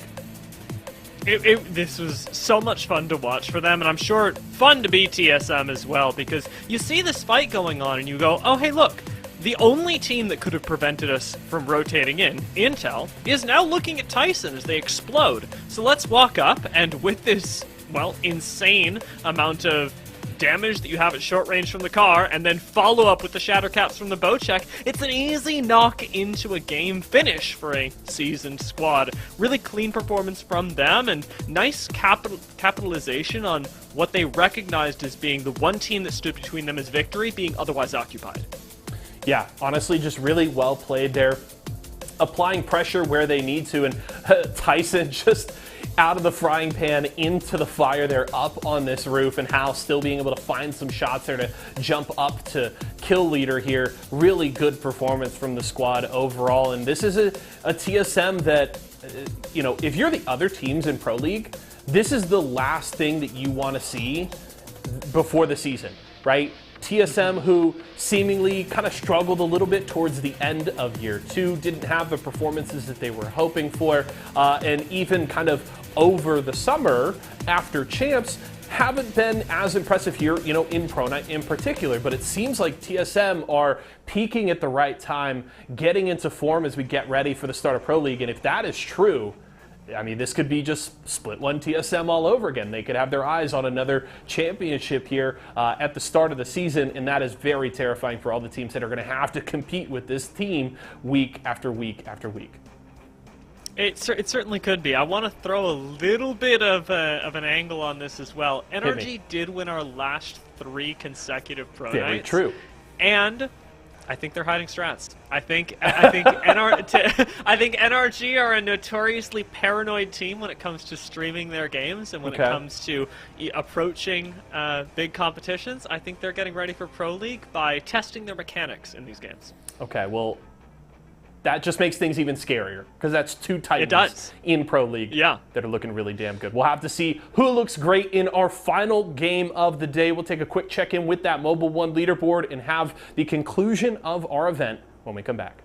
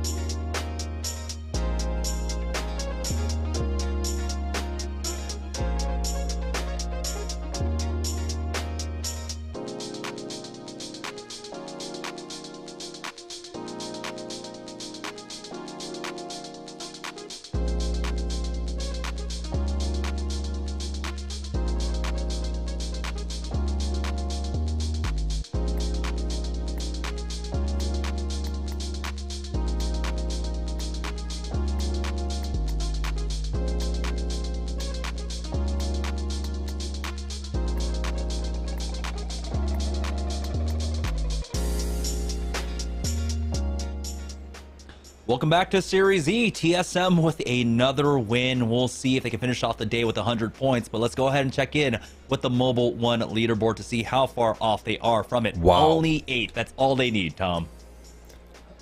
The thing is they could just go and take a nap right now and still win this game, which is very, very rare for any event, especially here in Series E when the lobbies are so stacked. They have to be feeling good about the situation. I mean, could they play much better, Jamerson, is the question. They've been great, especially when it comes to being able to leverage the fact that, you know, they are an edge team, but they've been getting some, like, very circles landing on top of them here on Stormpoint and still are able to come up big with that. Right now, though, it's our final game of the day here on Pro Night. We only have 1 week after this, so let's get set. Who will be walking away second place? That's the big question for the day. We know that TSM have this in the bag, essentially. And you have a feeling teams like 100 Thieves are a squad that you got to kind of favor over Sentinels, because Sentinels, you can't tell if they're trolling or not with this Revenant pick, but TSM, you know that they're going to still be going 100%, pedal to the metal, looking like they want to go for 100 points and, you know, win 3 out of these 6 games. Because when we go back and look at mistakes that they've made, and we're talking about could they play any better, we don't have time for that because there's the 50-50 taking place. Sentinel's already putting some serious damage down. That's going to be Crust taking 1 player down the no shields. And how are they not dead? I have no idea. But here's the rest of the Sentinels now pulling up, but they don't have control over Roof right now. Senox, it looks like maybe that armor was already swapped off on. He can't take that. Esports Arena, though, losing out on 1. It's going to be a 1-for-1 exchange at the very least, it seems. As Esports Arena will go ahead and finish off Zach. And so they might be able to play off the res here and then have the 3v2 to finish this one off and then go 6-0 on the 50-50 for the day. That's so darn impressive. I mean, also, the presence of mind to not double challenge that 2v1, get the thirst, go for the armor swap, reset, and then come back and fight this as a 3v1 is by far the best play possible. And they didn't even hesitate with that, Jamerson. ESA is running on all cylinders. Naughty's doing a great job staying alive. He's trying to fight this off, but Phony coming in with that blue armor should be able to collapse and close this out. Meanwhile, Tripod's going out. Tough day for them. They weren't able to pick up a single point. Yeah, they are 0-6 on the day. I think they're 5 or maybe even 4 games. 4 games where they went down in toilets. So not a good showing at all whatsoever. For Esports Arena, it's a little slow going to finish off Cloud9, but ultimately they will get there. Cloud9 out now in 18th place. Esports Arena, they'll get these early points for themselves, along with possibly, you know, a decent ring pull in their favor. We do have it coming down here to the southwest side of the map. We'll see if it continues to go that way.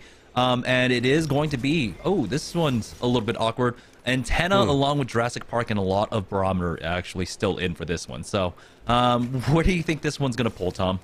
Don't ask me, Jamerson. I'm looking forward to the next split so I could learn Stormpoint a little more because, you know, we played it a little bit, you know, here and there. I don't have as much experience as World's Edge and Kings can because I competed on both of those maps. Now, with Stormpoint, you typically see it pull continually over towards the southern side. If that's the case, you're thinking kind of where Sung's at, right? And where Vizio's at, over towards these bottom buildings. Maybe it bounces over towards Antenna. Maybe it goes kind of over towards this water area or Barometer, kind of where Resulta is making his way over there from G2. But these zones, I don't know. Half of it is mountain area. Yeah, I'm thinking maybe like some of those bridges on the north side of Barometer at this point. For Sentinels, it looks like they were able to get out of that awkward fight. They did not end up getting that kill, unfortunately, and so they just kind of disengaged off of that. They're going to play a little PvE and farm up these spiders for the time being, as Razor have moved their way on over towards Jurassic Park right now. Nice little scan there from Blake Yu. But they're really not going to be able to do much else unless that player decides to go for some peeks up against that G7 Scout in the window. And Blake Yu's getting some decent damage off. He's 128 now, just a few shots away from getting himself a red Evil Shield early on. Saying not having the same kind of luck, still stuck on this white armor. Looks like that team might actually be positioning for a push. I love watching Razor playing at this type of high level. Renegades now making their way in. Singularity possibly going to be tossed. It's directly in between 2 players, and that player just stops right there. He knows that he was done for. Great positioning there from Pow Pow. Box of T gets dropped almost immediately, but Sang answers it right back. Renegades wasn't expecting to lose a player like that, and Pau had such great initial pushes. The window peak, though, from Madness, and that could be all she wrote there for Team Razor. But the PKs are coming through. Actually, it's a Mozambique. Down to a 1v1, but you're playing around Newcastle, the knockdown shields. There we go. Never mind, it was a 2v1. I didn't even see the res go off. Renegades clutch up and keep themselves alive as now Mike and Ike swapping on over towards them. They might have ran into a squad. Mike and Ike. Oh boy, Mar and Wizard Coin both drop down low. Mar will fall. That's going to be NRG on top of them. Z Davis from Team Tyson even helping out from long range. NRG, though, looking to finish off Mike and Ike in just a moment. And what an unfortunate bow out it would be for Mike and Ike, who were desperately trying to catch up on today's games. The thing is there's always next week. 2 days remaining after this game.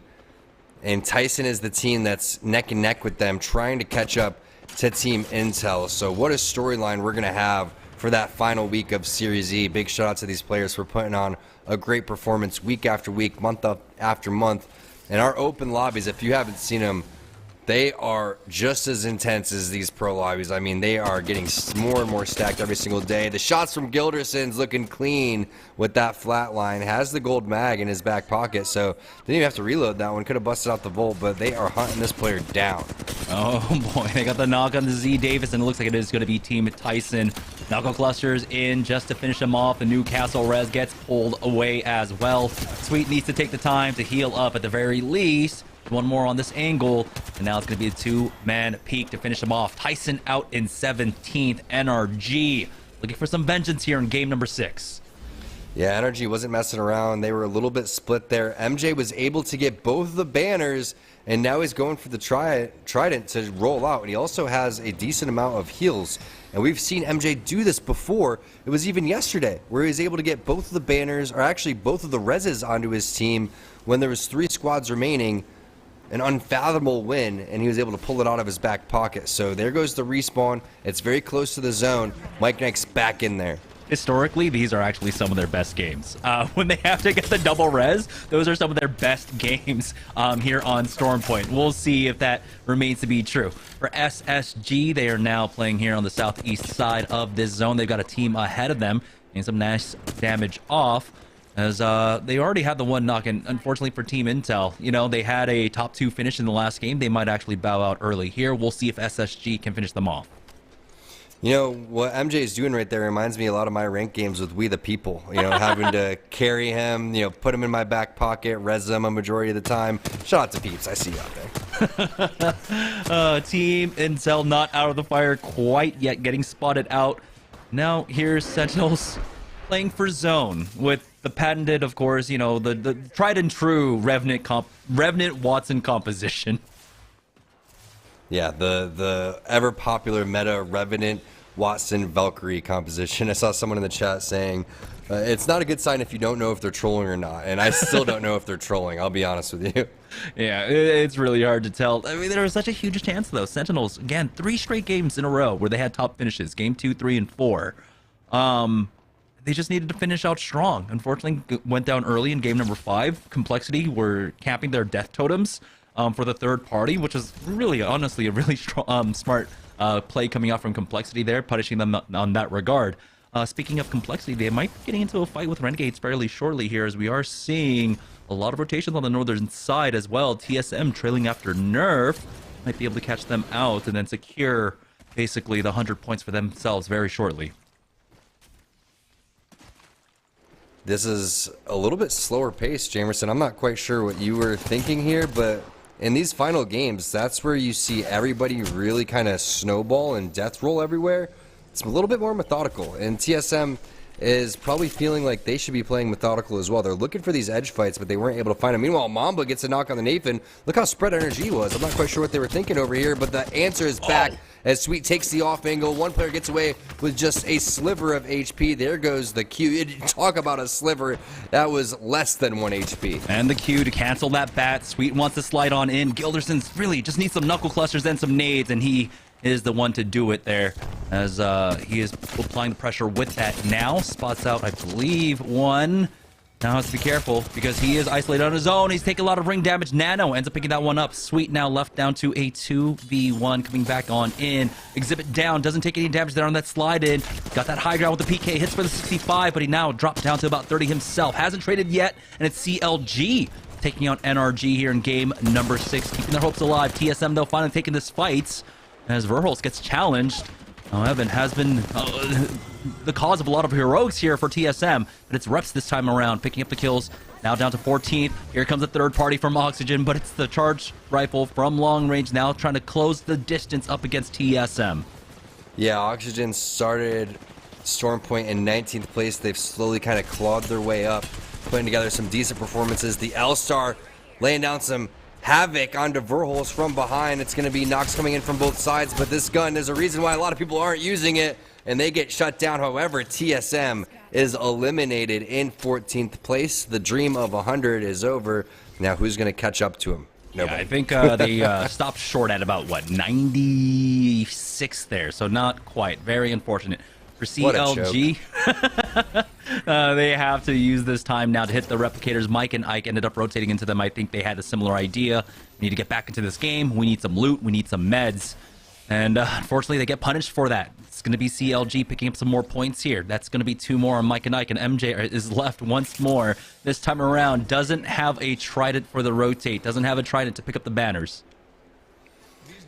We'll see if MJ can do some late game heroics. Maybe CLG will continue to hunt him down, but I'm curious to see where the rest of the partnered teams are as well as we scroll through a majority of these fights that are taking place. And when we were looking at that zone, Jamerson, we were wondering where it is going to pull. G2 is looking like they are the team that's going to be in position, so we'll find out what happens with that zone here very shortly as round 3 closes in 2 minutes, and teams will be forced out of that zone number 2. But you like the shots coming in from Pau. He's been a big flatline fan all day today. Yeah, despite having a wizard on their team, Mike and Ike, it's been MJ that's been making all the magic happen for them, getting the reses, keeping them alive in this game. But for Renegades, this is one of their better ones so far today. Only 26 overall after five games, but you kind of expect that when you have a team like TSM that was, kind of hogging up all the points there at the top, almost 96 across the last 6 games, and then, 100 Thieves and Sentinels also with about 110 points between them. So right now, the middle of the pack is extremely close, and I think that's why things have slowed down a little bit here. A lot of the middle of the pack can still kind of fight for that second place finish. A nice little $800 to finish off the weekend of play before they have other matches that they need to contend with. But for Renegades right now, as we are sticking on board with them, they're just looking to gatekeep the teams coming in now from that Jurassic Park area. This is a great spot to do it from. It looks like it's Complexity that's on the other side of this one. Yeah, love watching Complexity play, especially when they, again, get that momentum underneath their belt. But thanks for pulling up the map so we could see exactly where these teams are going to be. And I wasn't expecting that water ending. I thought it would continue to pull a little bit more southern.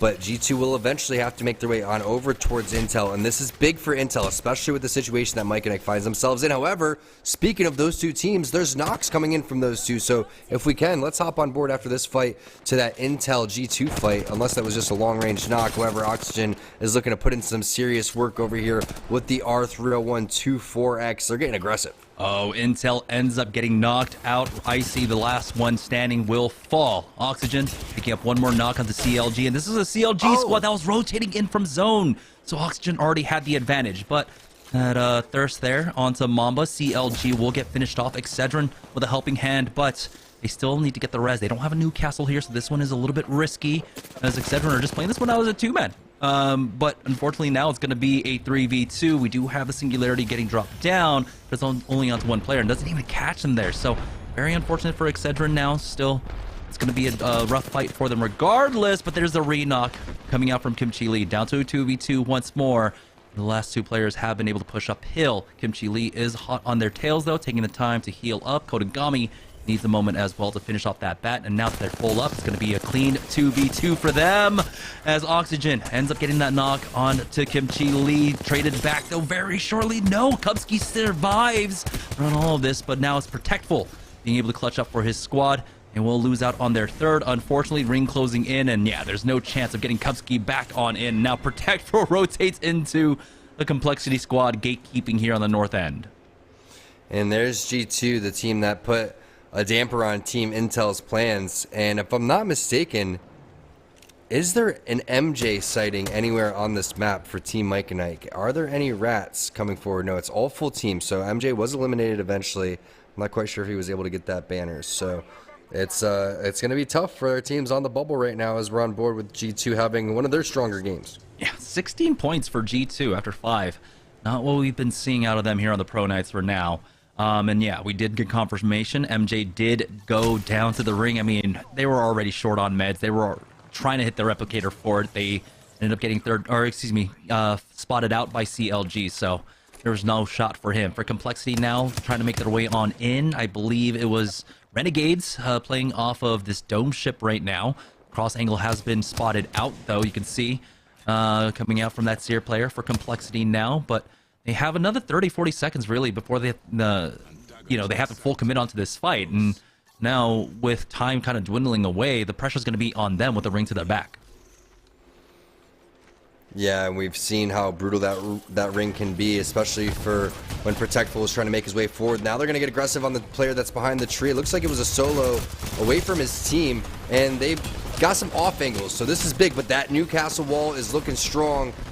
Shots coming in onto Complexity, and they're losing a lot of their shields. Now it's up to Monsoon with the bow in his hand, trying to strafe back and forth. Only one more shot before this player gets dropped, and surprised they haven't gotten third-partied yet. The charge rifle shots are coming around. Monsoon using the knockdown shields almost to perfection, but the other player using the knockdown shield, and what do you know? It's Madness again, clutching it up. Doesn't need the PK this time around, does it with the EVA 8.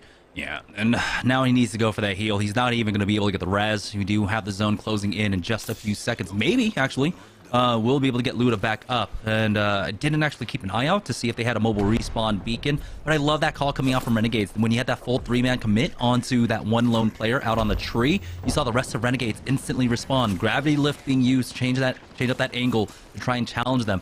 Despite everything that was used from the Complexity side, Renegades did a great job of just kind of turning onto them so quickly in that fight. For Sentinels now, oh boy, they end up getting caught out by 100 Thieves from behind. The nade spam was too much. They try to go for a skyward dive. Now Onmu, though, will fall. He might be in a recoverable position. We'll see if Scurry can make his way on over. You got the rock covering the south, and then you have that wall covering the west. Vizio looks like they might fall themselves just on the edge of that zone. 100 Thieves has been eliminated. And so now things are open for our middle of the pack teams quite possibly to come in and sneak away a second place victory. Renegades are able to pick up that banner and get that res. They're trying to get POW back into this. They leave themselves almost as sitting ducks. The team tries to make the push onto them now, and they are challenging them for it. They are punishing them for it. As Luda has been cracked, Madness is still alive for himself. Exhibit is down, Q out, and he holds the line. He holds the angle, changes it up from up top, and even the melee's coming out from POW to help him out. Luda does go down for his efforts. We'll see if they can recover. It's our final 3 squads. We got G2, we got SSG, and Renegades, but now SSG are trying to full commit onto Renegades. When it comes to Stormpoint, Madness has been the MVP for his team by far. He gets eliminated, and now SSG looking for their first win against another team who has not had the best day. It's going to be G2. Great shots there from Dropped. SSG, I don't know if there's enough points on the board for them really to try and take away that second place spot. I think it's out of reach for them, but still, to end the day with the win would be huge for either squad right now, at least to get the vibes up before you head into ranked after this. SSG now charging forward. They've got that exhibit down. There's the knock on to Designful. That Singularity a little bit too late on the other side, as SSG with the 3v1 will be able to finish off the day with the win here in game number 6. And that was great teamwork from SSG, but Dropped opened up that team fight so hard. Back-to-back 113s with the R301, flying in with the Volt, getting 2 knocks with that, avoiding the black hole from Horizon, flying around the corner and finishing off the third player. Great execution on that team fight against G2, who is known for their team fighting. Yeah, so congratulations. I'm just going to say it now, TSM on taking the win. But the big question is, who came out in second? 100 Thieves did out-survive Sentinels, and they were tied on the leaderboard overall. So I'm going to have to imagine it's possibly them. Renegades, though, had quite a showing here in game number 6. Their best one of the day for them. Things just, they didn't look like themselves, I would say, our first 5 games. But today, here in game number 6, they definitely turned things around.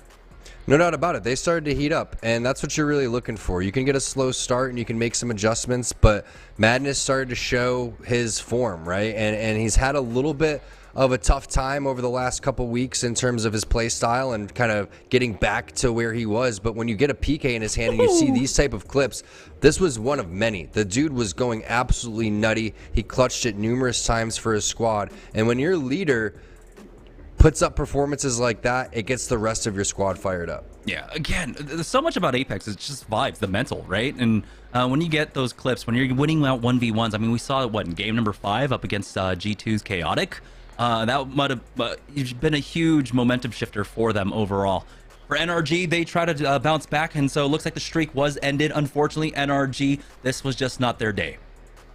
It really wasn't, but they still played pretty decent, and it's tough to go up against a team and fight against TSM when they're running on all cylinders like that. I mean, when we break down at the very minor plays that they made in terms of mistakes, we only saw one, and that was when Hal pushed in and they had that grab lift plus the black hole, and they just didn't execute on a push. Once they put that behind them, they went absolutely nutty. You love to see it. What a great pro day. Yep. All right. Once again, TSM, congratulations on the win. Who comes out in second? I just want to take a moment here. This is my last cast for Season 5. I will be moving, so I will not be here for the next week. So I just want to take a moment to thank everyone at Esports Arena and especially all of our viewers at home for supporting what we do here. I'll see you guys for Season 6. For now, though, we're going to go ahead and send it on over to Yeso and Dia to close out the show. Show some love there for our friend Jamerson on his last cast here of the season. I think we may see T-Squared next week, not 100% sure, but I imagine we'll get to hear more from him in the future. But Yeso back here for the final time of the day here with Dia after that SSG win to wrap up the day. A little spoiler alert there, Jamerson, man, I guess you could do the math. You know, TSM's lead, I guess, was a little big, so we can congratulate them off the bat. But let's take a little time. Let's look at Game 6. SSG with the win, and they clean things up in that final circle, Dia.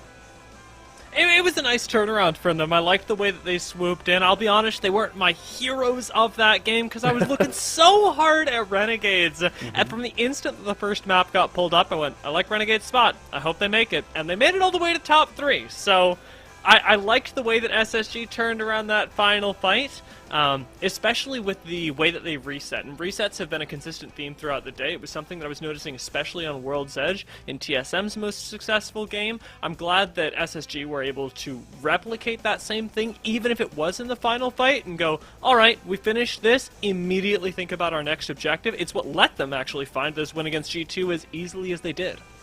7 kills for SSG in the win, and we're going to jump into our Mobile One high performance moment. But this one about the team that you just mentioned, RNG. We saw a crazy fight with them against Complexity a little earlier, and it was this chaotic fight against Esports Arena that got them into the top 3. And it's Madness just getting up to that high ground. Great shots. They get the initial knock on Phony, and then despite right on the edge of the zone, they're able to bring out the win here, Dia. He's a scary guy. When you get Madness going, when he feels confident, he can pull off 1v2s with ease, and had to at many points during this game. Renegades did have a really nice ability to play around honestly terrible positions when they were forced out of their bubble building, and it was because of the extra clutch factor that Madness was bringing to the squad. Again, happy to see them succeed, especially with the way this squad has had to change up recently, not only with their roster, but with their POIs.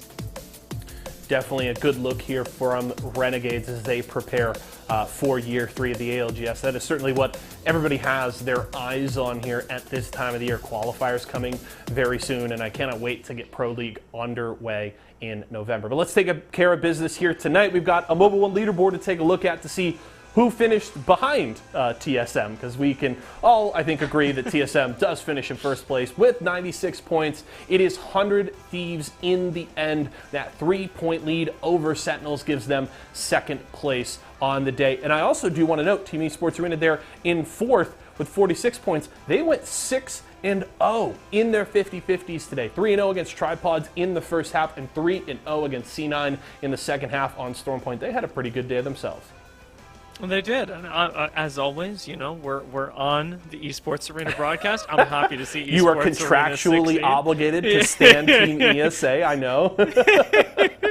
No, like I'm glad that they got to have a good time as well, because Esports Arena has definitely been, in the same way, or not in the same way, but in a similar way to Renegades, undergoing roster changes that make me happy when I get to see their synergy still exist, when I get to see them still working as a team and still finding that success. Shout out to 100 Thieves as well, because with that second place finish, I know that it was in question during the last 3 games, but their World's Edge games looked really, really dialed in, and they flew under the radar because we had a lot of flashy end plays, but 100 Thieves, they're really solid, and they're solid in a lot of the ways that we praised winning teams for being upon their victories.